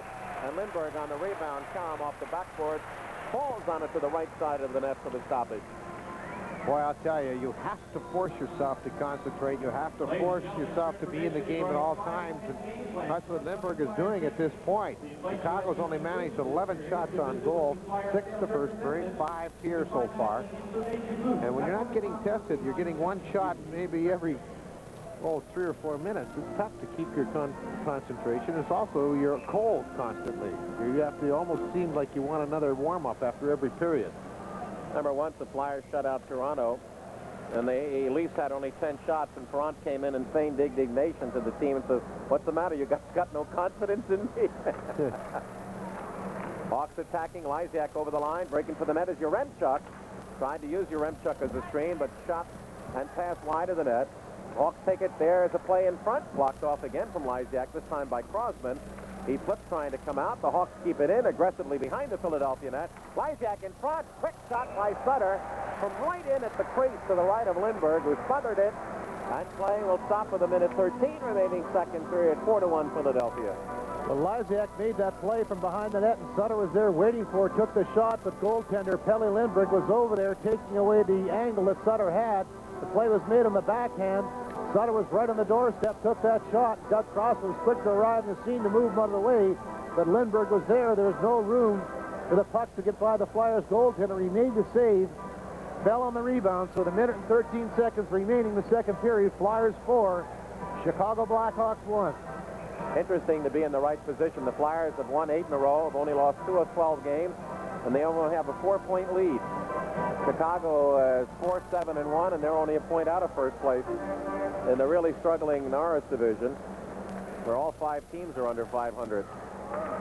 St. Louis leads. So has a steal as it gets right wide at Dave Poulin, but it bounced over Keith Brown's stick, so he never touched it, and thus the play picked up offensively by Dave Poulin winds up to be a very long two-line pass. Well, Flyers captain Davey Poulin has had a great career since joining the Flyers, picked up 165 points in 162 games, and captains are supposed to provide leadership, and that young man, Dave Poulin, does that exactly for the Flyers. He's a free agent. Timmy Kerr, free agent. Bob Froese, a free agent. Huh? You call Pickens. That's where you can really help your organization. You can move ahead quickly. A couple like that. Puck up at center ice. Brown is checked off. Trying to take it through with Prop. He can't. Kerr dumps it in. He works down that left side. He's got Poulin in front. Shovels it right off past Bannerman. Rolls to Crossman. He shot right on, and Bannerman reaches low with the left glove and hangs on for the stoppage. With 47 seconds left in the second period. Shots in this period. 11 Philadelphia, 6 Chicago, 26-12 the Flyers for the game. Flyers forced to play a little bit more here in the second period. That time forced to play in the Blackhawk zone, getting the puck back to Crossman for the shot, but Bannerman was able to see it all the way, and as a result was able to make that easy play and hang on for the faceoff in the Hawk zone. Kerr, Poulin in front with Crossman and Marsh. Murray, Olczyk, and Frazier for the Blackhawks, with Ben Wilson and Keith Brown. Flyers get it back to Crossman. Open shot, and Bannerman ate it up but didn't control the rebound. But the Hawks nonetheless get it up at center ice. Rolling back to the Philadelphia line, where it's taken away nicely by Kerr, as the Hawks now have Larmer on along with Savard and Troy Murray. There's a play to Murray. Breaking for the net is Secord, but we're going to have a penalty against Philadelphia's Brad Marsh for taking down Steve Larmer in front of the Flyer net. So Marsh, who has 2 of the Flyers' 4 penalties, in both of them in this period, got one in the first minute and a half and gets one in the last 26 seconds. He's going to pick the 2-minute minor for interference as he interfered with the Hawks forward who was trying to go to the net.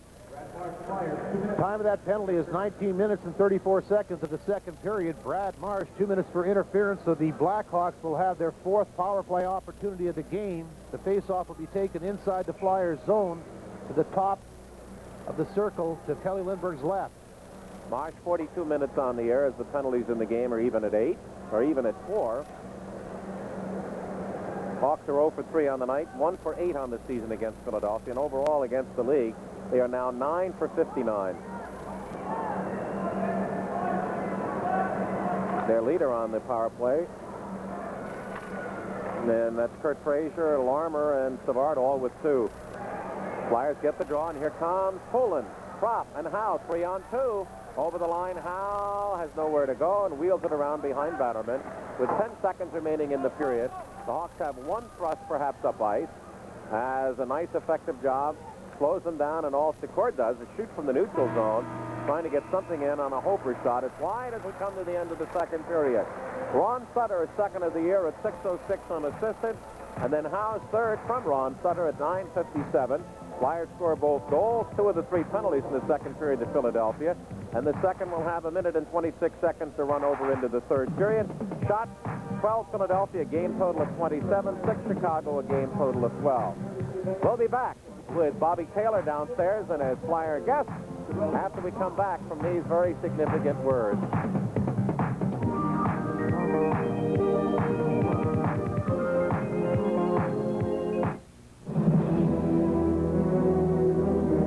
You are about to enter a world where the unexpected. Many dangers exist on Arrakis. The unknown. An incredible secret has been kept on this planet. And the unbelievable meet. I see two great houses. Where kingdoms are built on earth that moves. We have one sign the likes of which even God has never seen. And skies are filled with fire. The prophecy which will cleanse the universe and bring us out of darkness. Where a young warrior is called upon to free his people. A spectacular journey through the wonders of space and the mysteries of time.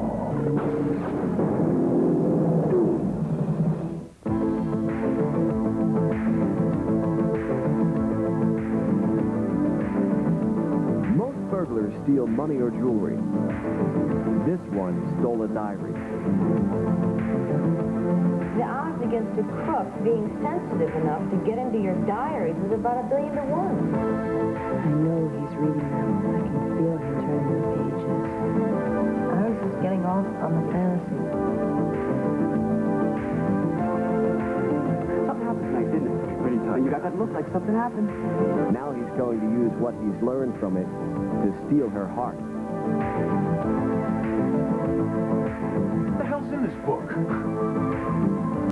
Follow the light.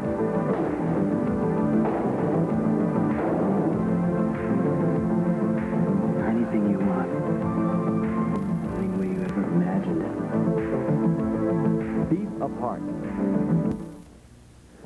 4-1, Philadelphia leads the Chicago Blackhawks after 2 periods of play, and our guest, Flyer defenseman Brad Marsh. And I would think, coming off of such an emotionally packed and excellent hockey game last night in New York, that this would be an awfully difficult game to play against because it seems like it's very hard to get anything going.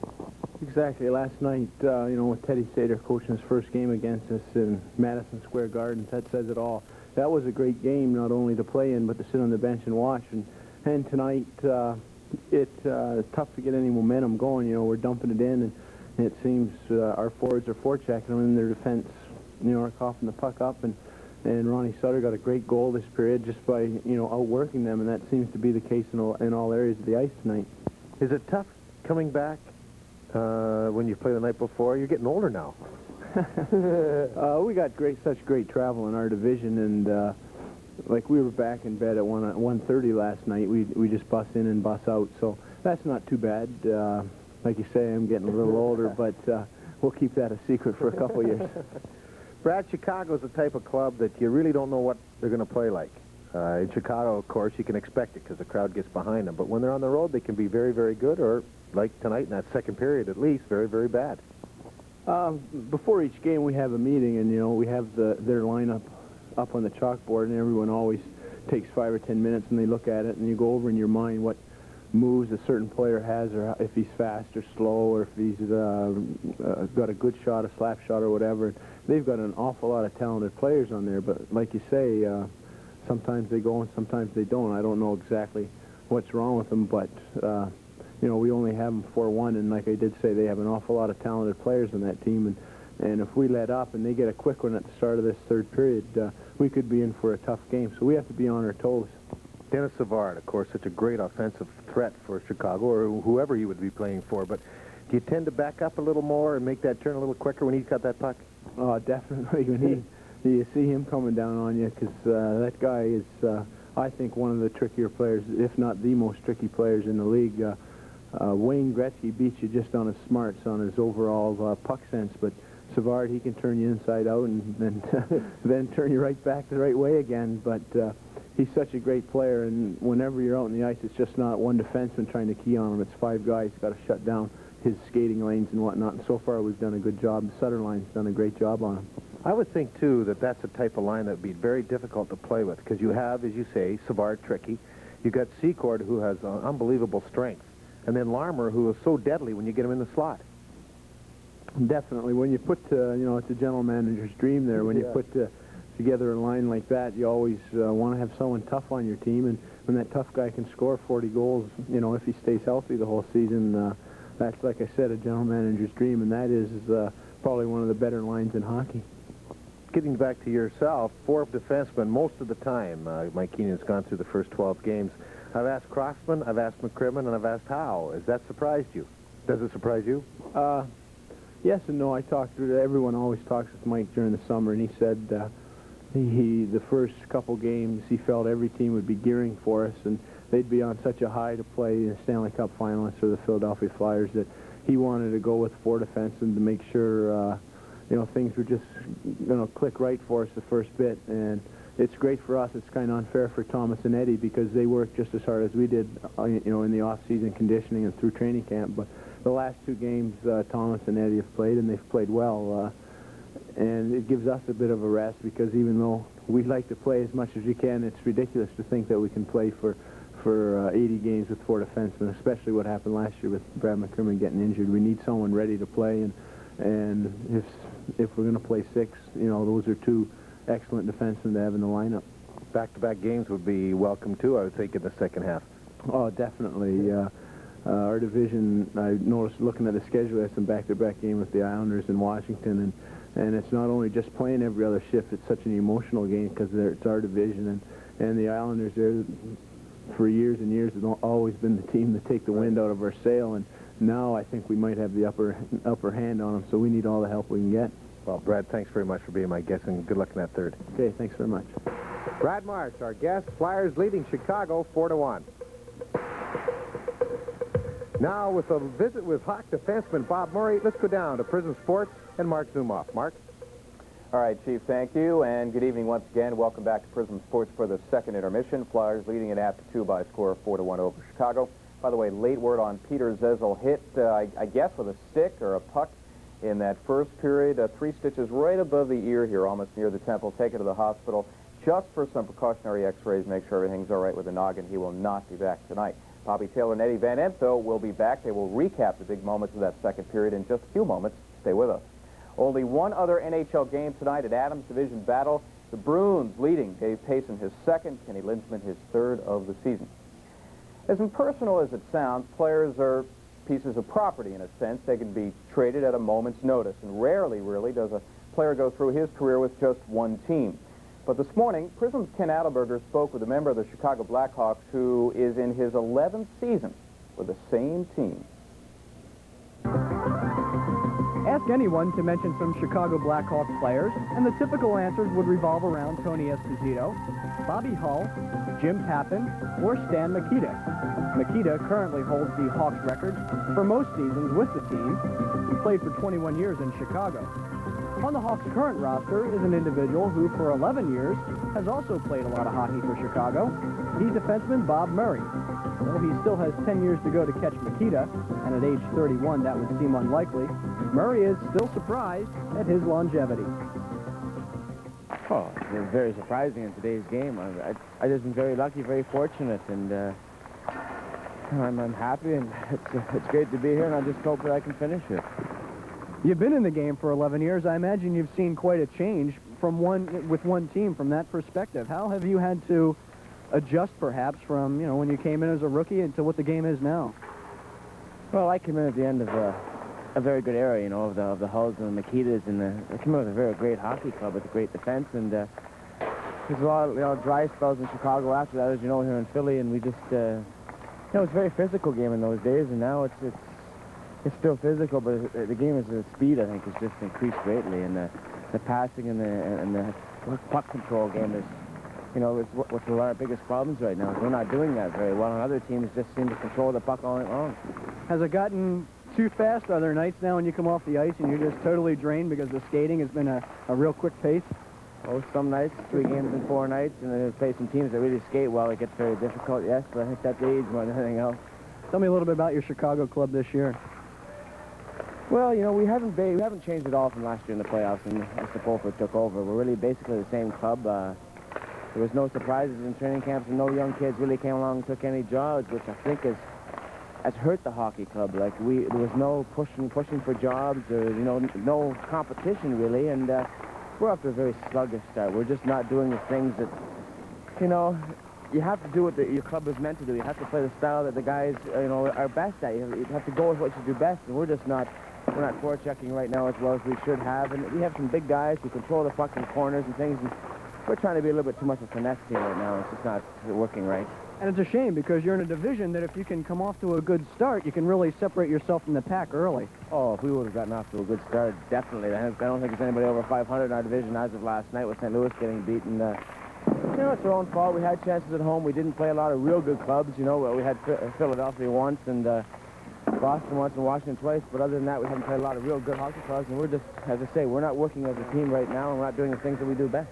Now, you mentioned earlier in last year's playoffs, and having played the Edmonton Oilers, they're the team that it seems like you guys are going to have to go through if you ever expect to make it to the Stanley Cup Finals. Do you think it's good that Chicago has stayed pat, or do they really have to make some changes so that you can compete with that Edmonton club? Well, we were hoping last year after we got beat by Edmonton that there might be a couple of good skating, puck control players to come along and help us out, and it just didn't develop.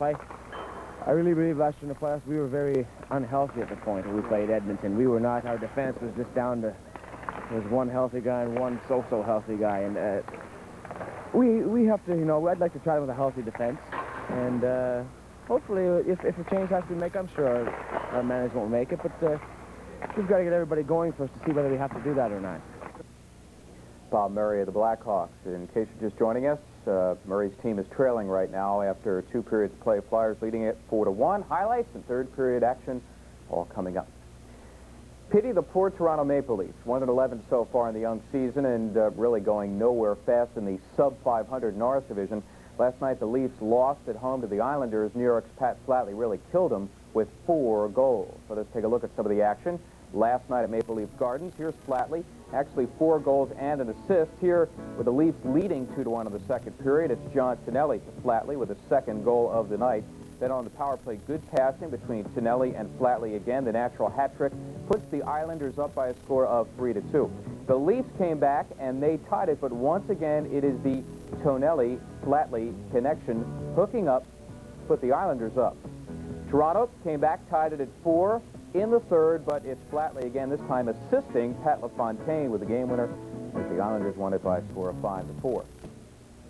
76ers basketball tomorrow night, 7:30 exclusively here on Prism, live from right here at the Spectrum. 76ers and the San Antonio Spurs, their only visit this season. Join us for all the action tomorrow night. Last night, Prism viewers saw the Sixers rally from a 9-point halftime deficit against Indiana. 2 right off the bat. Charles Barkley off the play from the center court tap. Clint Richardson making his Spectrum debut last night as an Indiana Pacer. He scored 9 coming off of the bench. 59-50, Indiana at the half. The 76ers coming back third quarter, a big third quarter from Sedale Freed. And here Julius Erving feeding Moses Malone 2 of his game-high 21 for Moses as the Sixers won it last night, 105-97. Half dozen games on tonight's NBA schedule. An update, the Knicks 0-6 looking for their first win. The Milwaukee Bucks, by the way, in here on Sunday. A game right here you can see on Prism at 7 o'clock. The Nets leading the Bulls in the third. And those Clippers, they are undefeated, but they're on the road right now through Texas, trailing by 10 in the second. Later tonight, Dallas is at Denver, the Lakers at Utah, and at Arco Arena, Cleveland is at Sacramento. Late last season, the St. Louis Cardinals traded for Cesar Cedeno, and the veteran really responded, playing a big role in the Cardinals' trip to the series. Tonight, though, the Cards say they're going to let Cedeno test the free agent market. Cedeno really coming alive for St. Louis in September, delivering some timely hitting for the Cards late in the regular season. Cedeno's 35, and he carries a .286 lifetime batting average into this season.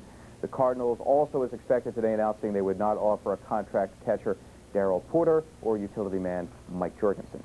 And that is it for this latest edition of Prism Sports Tonight. I'm Mark Zumoff. More for you, time permitting, of course, during our post-game segment. Right now, after 2 periods here at the Spectrum, Flyers leading 4-1. Looking back at that second period, including a couple of really nice goals, let's go back to Ed Van Impe and Bobby Taylor. You're right on that count, Mark. It was a couple of nice goals, and I'll tell you, what a 20-minute period Ronnie Sutter had for Philadelphia. It appeared like he was just going to make sure the Flyers were going to win. Well, he picked up the team on his shoulders and scored a goal and scored an assist, and the Flyers only got 2 goals in that period, Bobby. And the first goal by Sutter was really an important one because it gave the Flyers that 3-1 lead, and you always like to have that cushion, you know, that 2-goal cushion. That's exactly what he did. Then he set up the next goal. So he just personifies the work ethic. He just gets in there and just makes things happen. When he's out there believing, you know that things are right on your tail, and that's exactly what happened. He stripped Bannerman of the puck and just come run around from behind the net and put it in.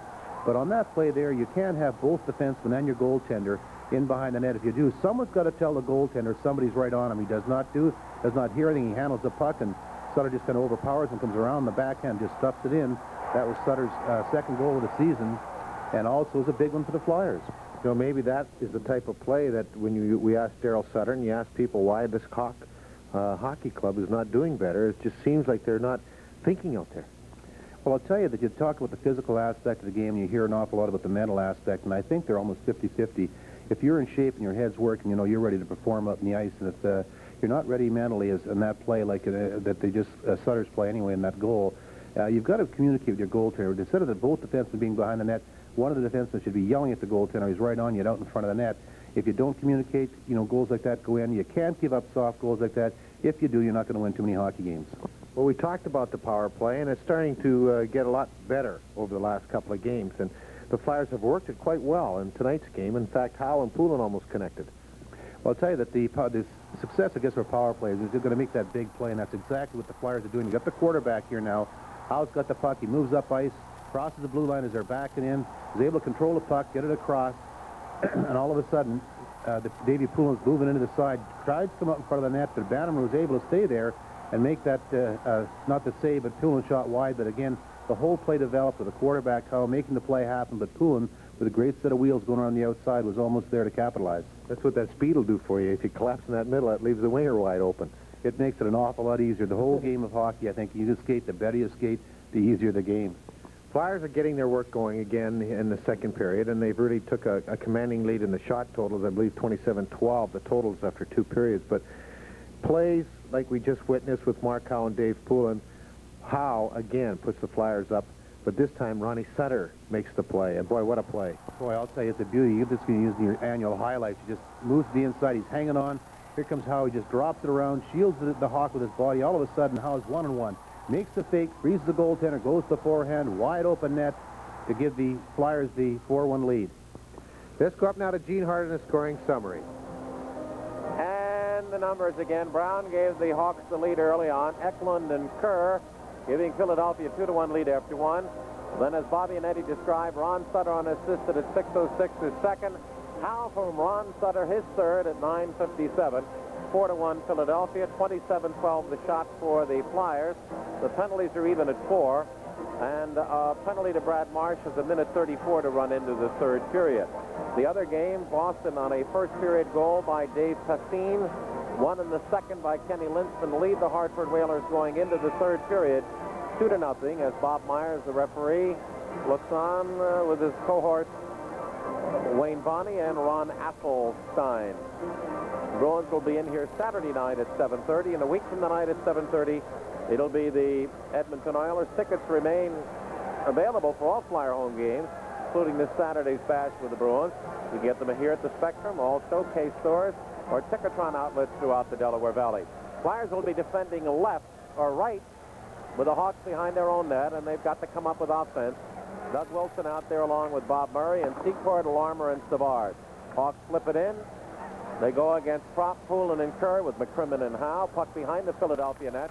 Cutting in is Doug Wilson, but McCrimmon does a nice job of blocking off Savard's pass out from the area behind Lindbergh, and the deflected pass itself becomes tied up in the Flyer defensive right wing corner. Flyers who trail the Hawks in the Lifetime Series. And we mentioned Ron Asselstein. Well, tonight he marks his 500th NHL game as a linesman, and we salute him.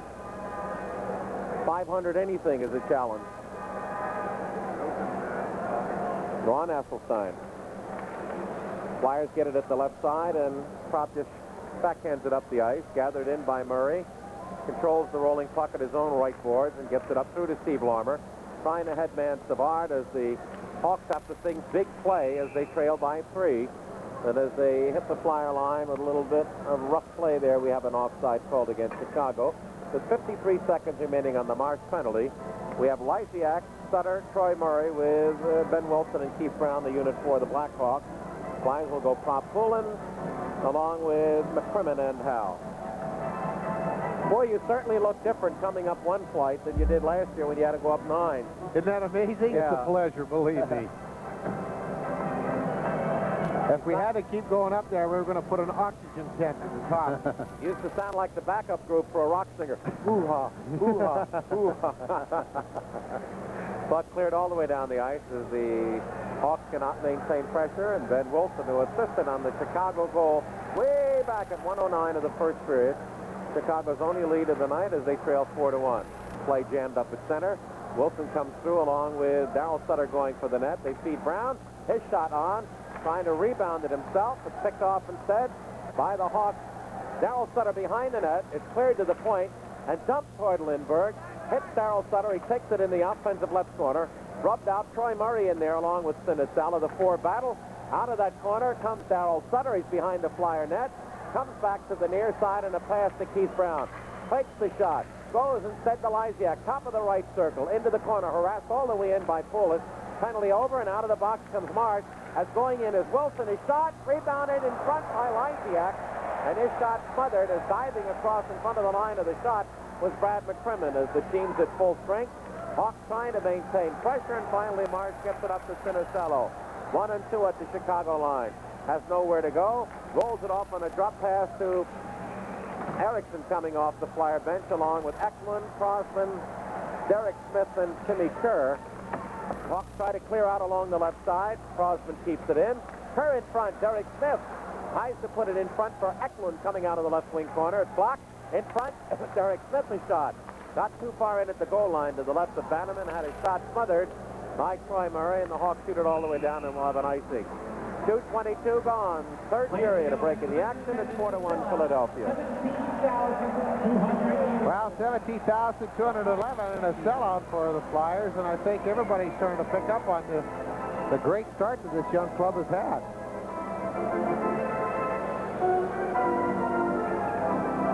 A lot of happy fans here, and I'll tell you, when you get this good start, it not only captures the imagination of your hometown fans, but then everybody around the league starts to pay attention.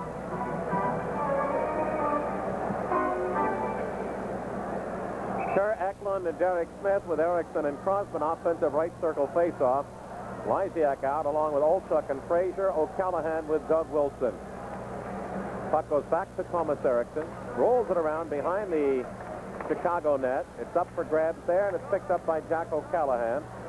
He wheels it around to the near side, and Frazier for Chicago will come out on the right side unchallenged. Through to Lysiak, beaten to the puck at the Flyer line by Doug Crossman, taken back by Frazier. Drops it up the middle, Olchuk to Frazier, and he's in front. Had a chance to go right in at point-blank range and couldn't control, and the Flyers break back at center ice. Kerr at the line. Swept off the stick nicely by Doug Wilson, and it's played by O'Callahan. The Lysiak it up on the left side for Frazier. Cannot get by Eklund. Rolls it through beautifully for Kerr. He overskates. Takes it in the zone with Derek Smith. He tries to drag it through Bob Murray. Murray sweeps it away, and it's picked up by defensive partner Jerome Dupont of the Hawks. So 3 penalties tonight. Really hurt the Hawks when they were leading 1-0. It resulted in 1 power play goal, 1 near power play goal, and his penalty in the second period wound up maybe costing the Hawks another one. All right, as the puck is shot from center ice, it goes up into the end seats behind Lindbergh. 3:24 gone, third period, 4-1 Philadelphia. Perfect field goal, went right between the uprights, that shot. Right over top of the goal if the goalpost had been projected upwards. Dennis Savard, we've talked an awful lot about that young player, Eddie, and there's an awful lot of respect for his abilities when he has them going, but he has not had them going tonight. We've talked about him. He can skate, he can handle the puck, he can score goals, he can really put it all together. One of our producers, J.P. McVicker, gave me some interesting stats, though the face-off differential is not really marginal. It's 24-22 for Chicago. Timmy Kerr is 10 out of 13, and he was 9 for 9 in the second period. The only one of any of the face-off men tonight doing any dominance. Now the Hawks are called for icing. Jimmy Kerrigan, 10 out of 13 and 9 for 9 in the second period. What doesn't he do? Well, he hasn't had a chance to kill penalties yet either, although he's done it a couple of times in the preseason. You know, right now the Hawks are dumping it out of their own zone. They're down by 3 goals. You think to be thinking attack and get down to the Flyers' zone, but they're content when the Flyers are putting the pressure on the Blackhawks just to get it out where they have to ice it or get it out to the neutral zone. Just take the pressure off. But they need 3 more to get back into this thing. You know, they didn't change that assist from Erickson to Prop. Now Howe right out in front. Whistle shot. Scores! Short side. And Howe has 2 goals tonight, and it's 5-1. Boy, you talk about defensemen. Well, they really know what to do when they get around that net. I'll tell you, that one sure does. Of course, he's a converted forward, but the draw, Ron Sutter wins again. He just kicks it back. The odd part about it is nobody took Howe's body. He just walked around. And a lot of times, goaltenders will make the mistake of lining up with the body instead of the puck. And it appeared that Batterman did. He gave him a little bit too much room on the short side with Howe being that left-handed shot. That's where he put it, and the Flyers have a 5-1 lead. Howe's second goal of the game, his 4th of the season. Ronnie Sutter will pick up the lone assist, I would believe. I'm looking back the last time he had a 2-goal game. Didn't have any last year. His last 2-goal game came at Hartford on February 25th, 1984. And I'm looking, I don't know if he's had one ever here at the Spectrum as the Flyers lead by a solid 4-goal margin. Well, how's that for a little trivia? That's Mark Howe's first ever 2-goal game at the Spectrum. Flyers have doubled up shots. It's 28-14. But there again, we talked early in the game, Eddie and Bobby, about the goaltending of Skordensky and Bannerman and Sauvé, and the Hawks are giving up 5 a game, and the only one team in the league that can overcome that kind of problem, that's Edmonton. And Rich Sutter's short side shot, he's buried by Ben Wilson, but even then Bannerman appeared to give Sutter a little bit of the short side. On the far side, the Flyers keep it in. Ron Sutter is hit the midship by Keith Brown, taken out of the play, as Ben Wilson reels it around to his own right corner for Steve Larmer. Nice move past Ron Sutter, and Larmer outlets left side for Secor to center ice. At the fly line, shovels it past Thomas Eriksson and pursues, but Thomas Eriksson wheels it around to his own defensive left side to Prop. Prop tied up by the forechecking of Callahan. Centering pass deflected away, and out comes Craven along with Brown. Thomas Eriksson is the 4th-man trailer. Brown couldn't handle it. Thomas Eriksson flips offensive right corner to Craven. Craven leaves it off for Brown in front, and it just shoveled through the goal mount by Brian Prop. Hawks come back on the right side at center. O'Callahan shoots wide of Lindbergh. Taken in the left wing corner by Frazier. In front, trying to find Lysiak. Flyers have it in there. They battle for it, and out of that melee comes Thomas Eriksson gamely. But then Frazier forechecks to take it away to Lysiak in front. Centering pass goes aimlessly to far boards, and it's sent up the Prop by Dave Brown. And a rink-wide pass will be gathered in off the left board, carom at center by Marsh, and he wheels it in around behind the Chicago net. Jack O'Callahan is forechecked by Craven. Gets it to Doug Wilson. He almost has it stripped by Prop, but fires it up the center. Nice play by Lysiak to tip it forward through to Olchek on a drive on the drop pass to Frazier. Whistles in on Lindbergh, and he makes the stop. The 6:08 on third period. A break in the action at 5-1 Philadelphia. Boy, I'll tell you, one of the few tough ones he's had in the last 2 periods, Pelle Lindbergh. 5-1 Philadelphia leads, 13:52 the time. Left to play in this third period. 29-15 shots on goal in favor of Philadelphia. Chicago's had 3 in this second period to Philadelphia's 2. Flyers back here on Saturday night. Boston Bruins at 7:30. Tickets are available. You know, when you consider the Flyers lost one game when they had a 3-0 lead and lost the other when they outshot the opposition 44-13, and they're 10-2. Back to the point, shot wide by Jerome Dupont, and Derek Smith blocks the return try by Bob Murray. It kicks back to Dupont at the Chicago line. He has to go in deep away from the forechecking of Poulin, who steals it away. In front, he had Kerr there and then missed the puck. and the Hawks take it away and roll it around far boards all the way down into the Philadelphia end. As Hospodar making his first appearance in the third period. Rolls it up on his right side, taken away by DuPont. Gets it in front, and it's taken away and shot by Bob Murray, back by the Hawks behind the Philadelphia net. Centering it set, and Doug Crossman does a nice job of smothering that to Kerr.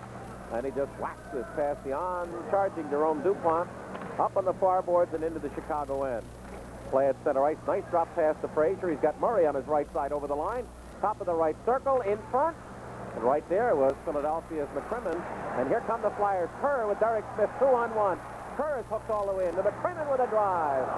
And Bannerman kept that one out nicely. And we have Bob Myers spun around in the Chicago zone into 2 loops and a turn. And gets up with a lot of snow on his derriere. And a little bit of... I think Timmy Kerr ran into I didn't want Bob to say Myers that. as they were trying to come out. And Myers ended up on the bottom of it. Well, if the people were here in the spectrum were looking for something to cheer for or about, Bob Myers gave it to them, and they took advantage of it. Flyers lead the Blackhawks 5-1 with 12 minutes and 40 seconds remaining. That's got to be a little bit embarrassing for a referee. I know, you can see him just laughing about it now as he's bent over, and you could bet that Vasselstein and Monty are going to be giving him the business after the game's over. Scramble in the Flyers' defensive right circle. Kicks back to Wilson. A shot wide. Caroms off the backside of the Flyer net to Ron Sutter. Tries to get it up to Lindsey Carson and away through to Rip Sutter at center ice with McCrimmon on his right. Over the line, in along the right side, McCrimmon wanted to find Carson, but he was tripped up by Yaremchuk, got late to the slot. Now he fires his way along the right boards to control the puck. In there with Savard, they battle. Lindsey Carson gets it behind the net. Rich Sutter is wrapped up by Keith Brown. Ben Wilson tries to size the puck free to no avail and get some huzzas for that abortive attempt. Yeah, he would have been pretty tough to get the puck free of that shot because he had to stick up around the knees. The puck was on the ice. Ben must feel right at home here. The fans are giving him the raspberries as a Chicago Blackhawk, and when he was a Flyer, he got brought a lot here. So let's welcome home Ben Wilson. Thought you'd like to know that McCrimmon and Howe came into tonight by far and away the best pluses in the league at 16. Are both +4 tonight, so they go up to 20. As they used to say in the old days, tain't bad, McGee. Nice move by Ben Wilson, past checking Sinisalo. Ben up the middle, at the Flyer line, and offside to his right is Kenya Remchuk. 11:55 remaining, third period, 5-1 Philadelphia. There's a break in the action. That rush by Ben Wilson was a dandy coming out of his own zone, except when he got to the blue line, the Flyers had back checkers. The defenseman stood up and challenged. He made that one extra dipsy-doodle, and as a result, the offside was called, and the face-off will be taken out in the neutral zone. Ben still lives in the Philadelphia suburbs in the off-season. Comes back after every season from Chicago. Gentlemen, have we mentioned it all tonight? Have we mentioned all tonight the unique situation in title terminology with the Hawks? That Bobby Pulford is the general manager, but he and Roger Nielsen are technically listed as co-coaches? Right, co-coaches. We've never had that in the NHL, have we? Not to my recollection. Flyers attacking right wing corner. Rich Sutter as Ron is dumped. Wheels it around to the left wing corner. Then Ron is mugged by Jack O'Callahan. As up ice on the right wing comes Troy Murray along with Larmer and Secord. Puck cleared behind Lindbergh. He winds it up on the near side. As the Hawks now are showing frustration, are starting to do a little mugging. There's a centering pass shot. And Lindbergh covered the right side, even though he was going right to left, on a shot by Troy Murray that almost found the corner. But all of a sudden, rather than trying to come to life, the Hawks are venting their spleen. Doug Wilson from center ice with that cannon shot of his. Lindbergh eats that up, and all that becomes not a legitimate scoring gesture, but merely a number on the statistical column. The Flyers have Propp coming off the bench. He's out there with Craven and Dave Brown. Defensively, Marsh comes on now with Thomas Eriksson. Flyers forechecking, but the puck kicks up on the Chicago left side to Troy Murray from Secord. Very interesting that with Larmer and Secord, Troy Murray's out there and not Denis Savard. Flyers penetrate. Prop into the near side to Craven. Short side shot from an angle deep off in the left wing is wide. And the Hawks Secord takes it. Wheels in front. Tries a pass. It's blocked by the forechecking Brian Prop. But the Hawks get it to center, but a pass too far for Bob Murray. Nonetheless takes it. Shoots in from inside the blue line. Wide to the left of Lindbergh. Rebound taken by Dave Brown. And he goes from his blue line into the Chicago zone, where it's gathered in by the Hawks. Keith Brown from Ben Wilson. Left wing pass at the Flyer line. Lysiak on the give and go into the left wing corner to Fraser. Stuffer. And he just had the bad angle as he shot through parallel to the goal line and really didn't have much of an angle to put that home. Flyers then ice it, and that's what the call will be as Keith Brown of Chicago catches up. 9:49 remaining, third period, 5-1 Philadelphia.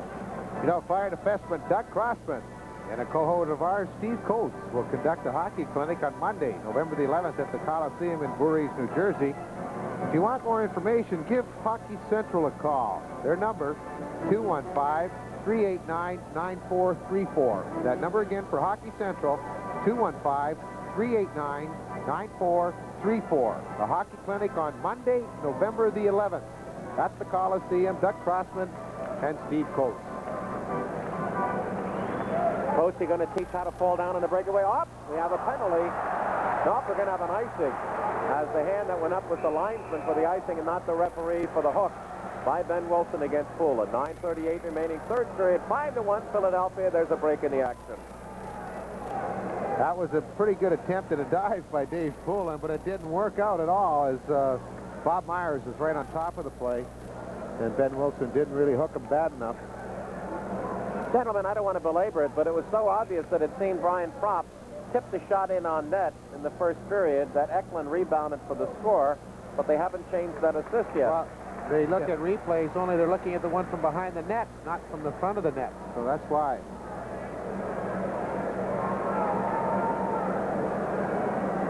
At the Spectrum, Gene Hart along with Eddie Van Impe and Bobby Taylor, 5-1 Philadelphia. They've been in command since they scored twice late in the first period, after the Hawks have picked up their only goal at 1:09 of the opening session. 5-1. Chicago has been outshot 30-17. The Flyers have only had 3 shots in this period to Chicago's 5, but they've been very content just to make sure that lead doesn't shrink at all. Play into the zone. Derek Smith, a backhander, as Tom Lysiak grabs him. Now Poulin into that offensive right corner. Lysiak in there with Keith Brown for Chicago, Derek Smith, and Davey Poulin for Chicago. Poulin is tackled, and the Hawks wheel it up to Olczyk on the right side. Wants outlet. Crosman in front, a shot. It's up for grabs. Score! Timmy Kerr. Well, Brown was right there, but he was just no match for Timmy Kerr. Timmy Kerr picks up his 13th goal of the season, the second of the night. The shot was taken by Crossman. He's right there. There's Brown. He's all over Kerr. Just doesn't move him out of the way. And if you let him stand there, he's going to jam it home, as he's done so many, many times. And Timmy Kerr does it for the second time again tonight, and the 13th time of the year. Brown was in position to make the play, just could not hold him, as Kerr got a stick down on the ice to beat goaltender Bannerman. Mike Patterson up through at the Flyer line, trying to cut on his Mark Bergeron. And Bergeron is pulled down, and we're going to have a Flyer penalty. Well, this time the dive worked. More power play coming up. 8:51 remaining, third period, 6-1 Philadelphia with a break in the action. Bergevin going through the middle, and he wasn't going to pick up the puck, and this time, there's the dive. Boy, a perfect 8.8.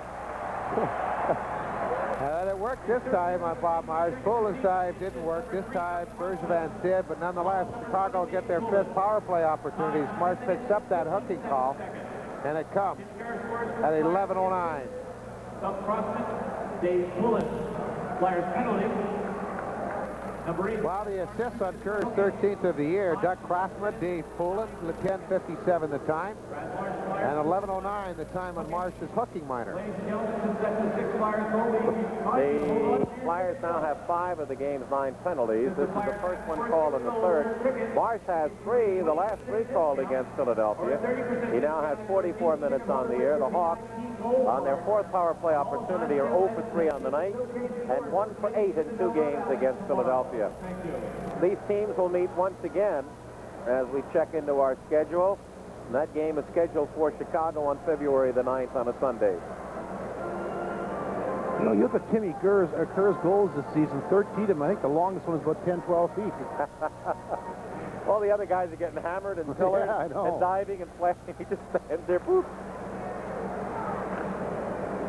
Puck goes down around behind the Philadelphia net. Howe was out there along with McCrimmon, Poulin, and Croft. Flyers try to wheel it out. McCrimmon fans, and it goes back to Doug Wilson at the point. His shot blocked, and there's Poulin to wrist it all the way down. 6-1 Philadelphia. This has been by far their most lopsided controlled win. 7-3. Previous 4 goals was their biggest margin, but no doubt in this game at all after the first period. Behind the Philadelphia net, Troy Murray digs it out. Flyers have Sinisalo, Eklund, along with Howe and McCrimmon. With the puck, Troy Murray, offensive left circle at the dot. Top of the circle, hold. Behind the net, there's Savard. Back to Troy Murray. They've got Larmer in the deep slot with Bob Murray, the defenseman, right in at the side of the net. Savard trying to find an opening. There it goes to Wilson. He fires off the side of the net. And the deep rebound up ice, and Sinisalo in a foot race. He's got a man with him, Larmer, who just takes him off the puck with Eklund as the trailer. Now, Sinisalo is being held by Larmer behind the play as Savard comes up against Crosman at center ice. Drop pass, Eklund takes it away and sends it down the ice. Ron Sutter now comes out along with Rich Sutter, Crosman, and Erickson, and the Hawks have Larmer on with Savard, Secord, Olczyk, and Frazier. As they go 5 forwards now, as well they might. Centering pass, score! I think that went off a Flyer stick, unless it was Frazier who got a piece of it. It looked like it went off Ron Sutter's stick. The centering pass from Brown was put right up front, but it almost appears that Sutter was eventually knocked it in. Unless it went off the skate of Kurt Frazier and stick at the same time. Nonetheless, it counts, and the Flyers have given up the power play goal, and the Hawks have their second. Time of that goal will be 12:58. No, it did go off Ron Sutter's skate. Yeah. Kurt Frazier did not hit that puck. So, because Frazier was the closest man to the puck, he'll be credited with the goal, and Keith Brown will pick up the assist. Unless they change that for Keith Brown's goal. Like it might have got a little piece of Frazier's stick and then caromed off Ron Sutter and in. Well, Sutter's had a big night. He's even been a part of the Chicago goal. 6-2 the score now. And the Flyers have enough pride in their defense. They don't like to give up anything. Poulin along the right side falls, and he's taken away by Jerome Dupont as out comes Bergevin, along with Rick Patterson and Keith Brown. The Flyers break it up at center ice, and here comes Kerr back down that right side. Into the corner, pivots against Bergevin, kicks the puck free to the point. Thomas Erickson in, shot, and Bannerman got that one off the stick as it was ripped right in on the net despite a bouncing puck shot at by Erickson. Now Gardner penetrates, can't find Bergevin with the pass as the Flyers control out of their own right wing corner. Bergevin was listed as a defenseman, but has some deficiencies there, so they use him if necessary at the wings. Tonight it's been necessary. Howe with 2 goals.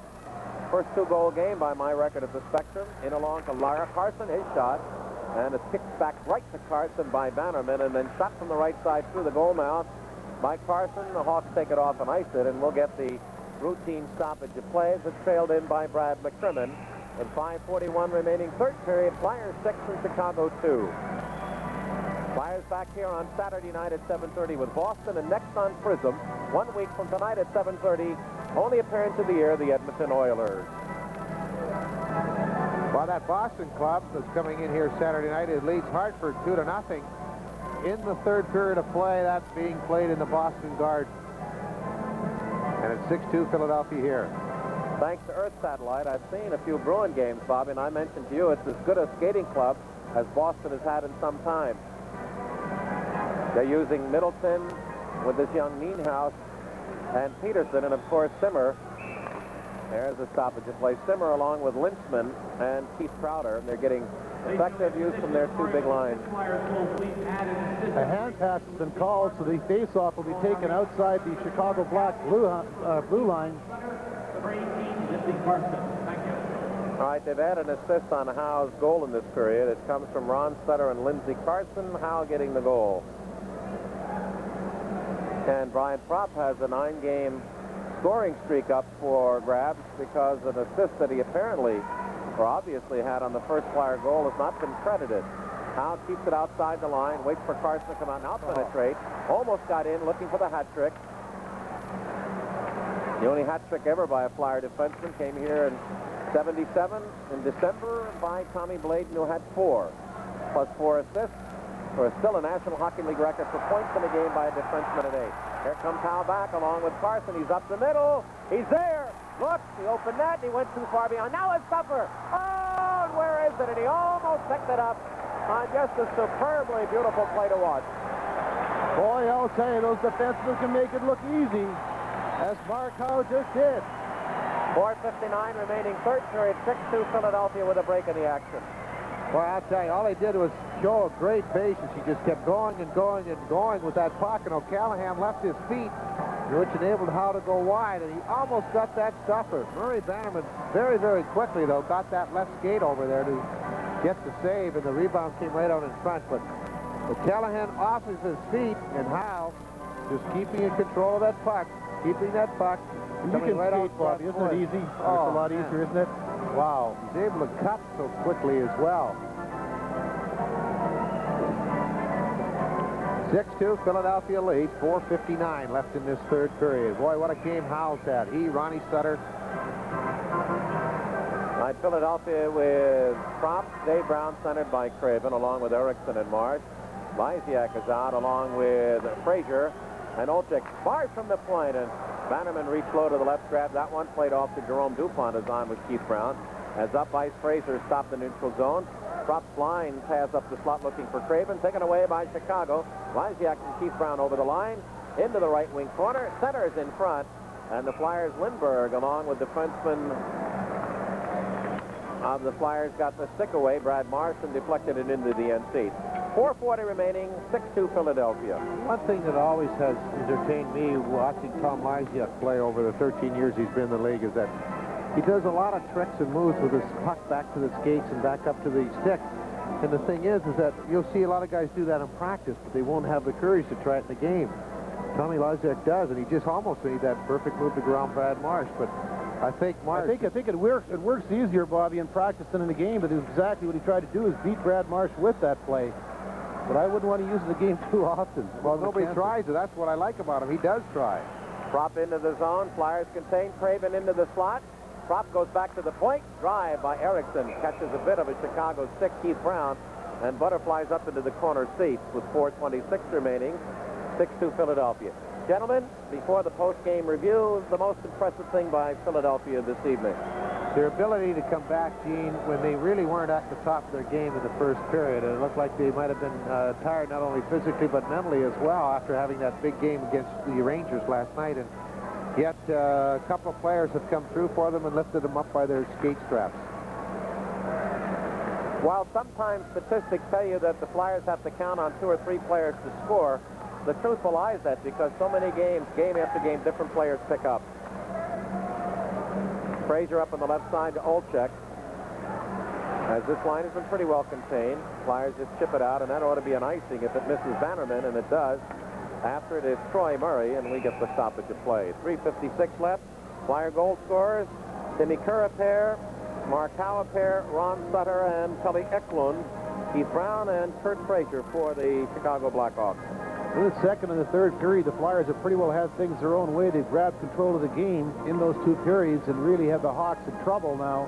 Ahead 6-2, and Mark Howe is one of the players that have been a big factor in tonight's game, picking up 2 goals and an assist. They've limited to the Blackhawks to 6 shots a period. 6 to first, 6 to second, and here with 3:56 remaining in the third, they've only managed 6 shots. That's playing impressive team defense when you do that. Secord, Larmer, Savard, they win the draw. Back to Doug Wilson, right side to Murray. He keeps it in, or make that O'Callahan. Then Secord can't handle the light pass, and Philadelphia gets it to Carson from McCrimmon at center ice.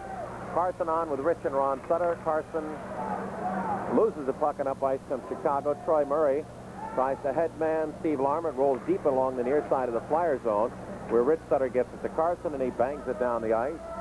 Gathered in at his own right circle. Doug Wilson outlets, and it hits Ron Sutter into the offensive left corner. Sutter is taken down by Doug Wilson behind the Chicago net.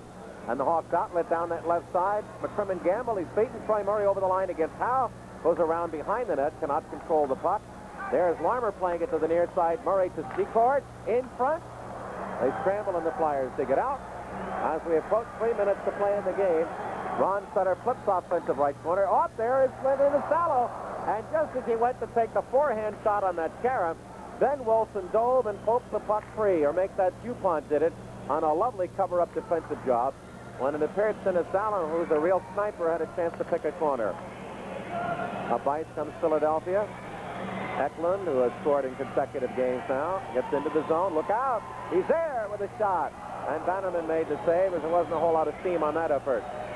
Eklund in the corner behind the net to Craven. Bannerman goes behind to try to snake the puck free. Larmer has it as Brown has a grab on Craven. And up ice comes Rick Patterson for Chicago. Crisscrosses was Mark Bergevin on with Billy Gardner. Puck is knocked down, kept in by Bergevin. Rink-wide pass right under the stick of Pelle Eklund. His one pass is blocked, but the second time it comes to center ice. So the Flyers had a moderately short letdown after last night's scintillating and tough effort against the Rangers. Lasted 15 minutes. They scored twice to take the lead and scored 6 straight before Chicago was able to answer back here with a minimally important power play goal late in the third period. 1:56 left, 6-2 Philadelphia. Bergevin, young defenseman, only in his second year, just 20 years of age, out of Chicoutimi. Here's a player that surprised the Hawk brass at training camp. They didn't expect him to jump right in. He still was eligible to play junior hockey, and they figured he'd come and get some experience at training camp, then go back to Chicoutimi. Well, he played so well that they kept him with the big club, and he's here for his second campaign. All right, Patterson, Gardner, Bergevin for Chicago with O'Callahan and Doug Wilson. The Flyers with Howe and McCrimmon. They'll make that Howe and Erickson. No, excuse me. Yeah, Howe and Erickson along with Marsh. That's what's confusing. Flyers have 3 defensemen out there. Could they be playing one on the wing? Mark Howe? Howe's up there going for the hat trick. Okay. Yeah. Well, it's Marsh along with Howe. Howe gets picked on his winger play, and the Hawks try to keep it in. Here comes Mark Howe up along with Poulin and Kerr. Howe up the middle, over the line, drops the Kerr. He's got propped right on into Howe on a beautiful tic-tac-toe, and he just couldn't handle it as he was checked at the last moment. Now Doug Wilson takes out his man. Howe along the near side. Look at Callahan keeping Kerr out in front. Howe in front! Tried to do a turnaround, and finally Billy Gardner got enough of his shoulder in to take him off. So a little bit of excitement there in a game that the Flyers control. Drop pass into Bergevin toward the net. Lindbergh has it steered away near side by Erickson. And up ice the Flyers come. Derek Smith in center. They get away by Billy Gardner. He'll come back for Chicago. So the Flyers are close to making it 2 for 2 against the Hawks. Lindbergh will now win his 4th in a row, and the Flyers are heading for 9-0. Team record 11 was set last year. And the Flyers with this, folks, going back to the last 17 games of last regular season, have now won 27 of their last 30 regular season games. Over the line comes Urenchuk on the steal. Loses it. It's gained back by Darryl Sutter. Straight away to the point to Keith Brown. His shot on the net. Nice kick save by Lindbergh. And Crossman is able to poke check it in center ice with 30 seconds left in regulation. Ron Sutter has had a big night. Shoots from the top of the right circle as he penetrates the Chicago zone. Off the stick and up into the end seats. Off the stick of Jerome Dupont. So Kerr with a pair, Howe with a pair, and Ron Sutter with a goal and 2 assists. And the Flyers play at both ends of the ice again, very scintillating, as they allowed Chicago nothing at the time when the game was up for grabs. Back in Viking satellite. Picture being picked up by the Sutter family, so they see Rich, Ron, and Darrell. That goes on Sports Vision out of Chicago. And that is handled by former Vancouver draft Dale Talon and play-by-play voice of the Blackhawks, Pat Foley. Flyers have it, and we're just killing out the remaining 17 seconds of this one. The Flyers will make it 11-2 and 9 in a row. Yaremchuk into the slot. Howe takes it off. 10 seconds left, and Howe outlets up on center ice for Kerr. Bogren with a chance at a hat trick, but not anymore as Savard takes it away. 1 second, no second, and the game is over. And the Philadelphia Flyers have made it 9 straight 2 for 2 against Chicago this year as they bury the Hawks 6-2. The stats from the last period: Howe is 4th from Ron Sutter and Carson at 350. Kerr is 13th from Crossman and Poulin at 1057. Then Fraser is 9th from Brown on the power play with Brad Marsh off at 12:58. Shots in the final period: the Flyers had 10, a game total of 37. The Hawks had 8, a game total of 20. There were 9 penalties in the game, 5 of them to Philadelphia. Chicago 1 for 5 on the advantage, and the Flyers 1 for 4. Those are all the statistics. The Flyers now 11-2 with the best record in hockey. Next to Edmonton, 10-2-1, and the Flyers now open a 6-point lead over Washington with a game in hand on the Caps. So those are all the numbers, and we'll just wait now to go down to Lou Nolan with tonight's 3 stars. But we'll tell you before that happens, Flyers back here 7:30 on Saturday night with Boston, and a week from tonight at 7:30 on our next Prism game with the Edmonton Oilers. Now to Lou Nolan and tonight's 3 stars. This evening's 3-star selection is made by Mark Wicker, sports writer for the Daily News. Star number 3 for the Flyers, Tim Kerr. Tonight's 2nd star, also a Flyer, Mark Howe. And the 1st star of this evening's game for the Flyers, Ron Sutter. Not really hard to pick that trio out. Ron Sutter number 1, Howe number 2, and Kerr number 3, and we'll be back with Bobby's post-game guest after we pause for this.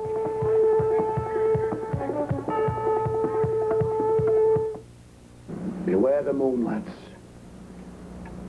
Stay on the road. Thank you.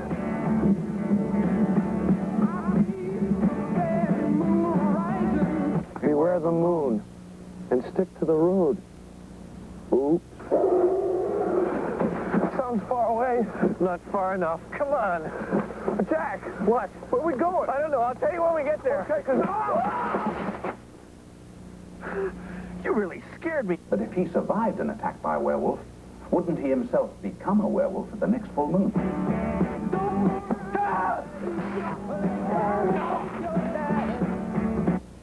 There's something going on out there. There's something wrong with this place. David Naughton. My friend Jack was just here. Jenny Agutter. Your dead friend, Jack. Yes. An American werewolf in London.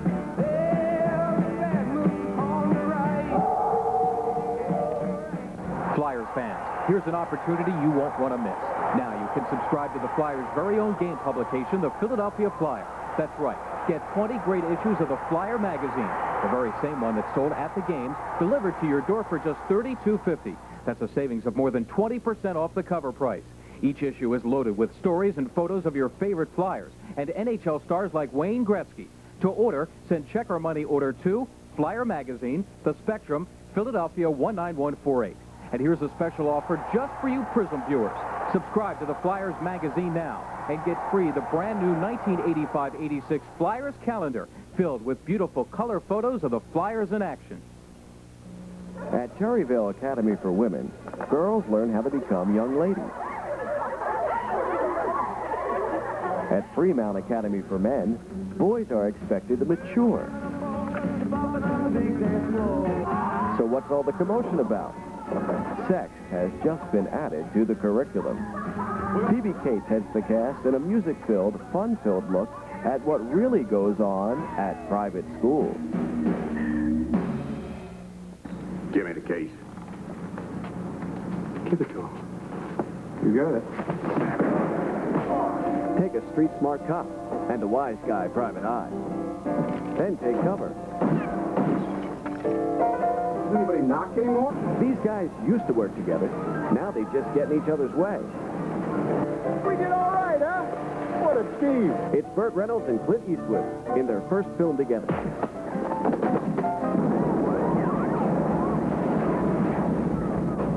City Heat. You said you defused that. I lied.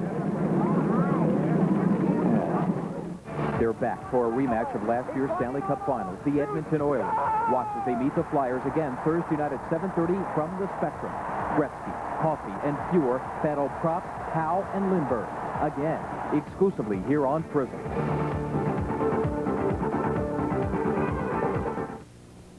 Final score, the Flyers defeat the Chicago Blackhawks 6-2 tonight, and our star of the game, who had an outstanding game and 2 goals and almost got the hat trick, Markel, and it's odd seeing you up on the wing there trying to get that 3rd goal.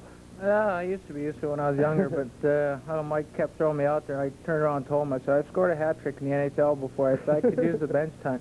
No, but it's, I don't know, things are going good for me, especially in the 3rd period. I know I missed a couple checks in our end earlier on in the game, and a couple of one-on-ones I played the puck, and maybe I wasn't concentrating as good as I should, and I just kept trying to concentrate a little better, and things came along, and plus Chicago let up a little bit once they get down, and it makes it easier when the forwards of the other team aren't finishing their checks, and that allows the defenseman to get back in the play.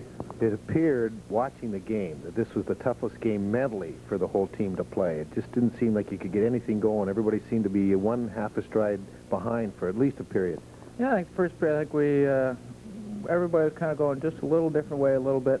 Second period, I think Ronnie Sutter got a real big goal for us when he stole the puck off Bannerman, put it in, and that kind of changed the tide of the game, I think. And after that, I think for 15 minutes, we played a real good second period. The last 5, Pelle made 3 or 4 big saves for us, and we just had a little mental lapse. And, you know, we're fortunate the last couple of games. We've had a couple of bad periods, and the goaltenders have kept us in the game. Well, your 2 goals tonight, Gene Hart says it's the first time you've scored 2 goals at the Spectrum as a Flyer.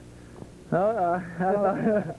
It's, I don't know, goals haven't been coming so far this year. I've hit the post, I think, 3 or 4 times, but I don't think I've been playing that well the last 4 or 5 games. I think I've been doing a good job defensively, but I like to contribute in the offense, too. And here's the first one on that nice move through the middle. Ronnie Sutter made a great play here. He just left the puck for me. I wanted to shoot, and unfortunately, I lost the puck and made it deep.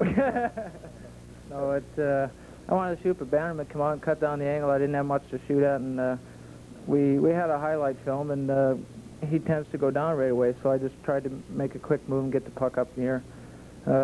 On the second goal here, Ronnie Sutter, as you know, is always good on the draws. Lindsey Carson made a great play, tipped the puck back, and then he took the forward who was coming to check me, and Ronnie Sutter was still standing in front of the net enough to screen the goalie, and I saw about a foot and hitting a foot and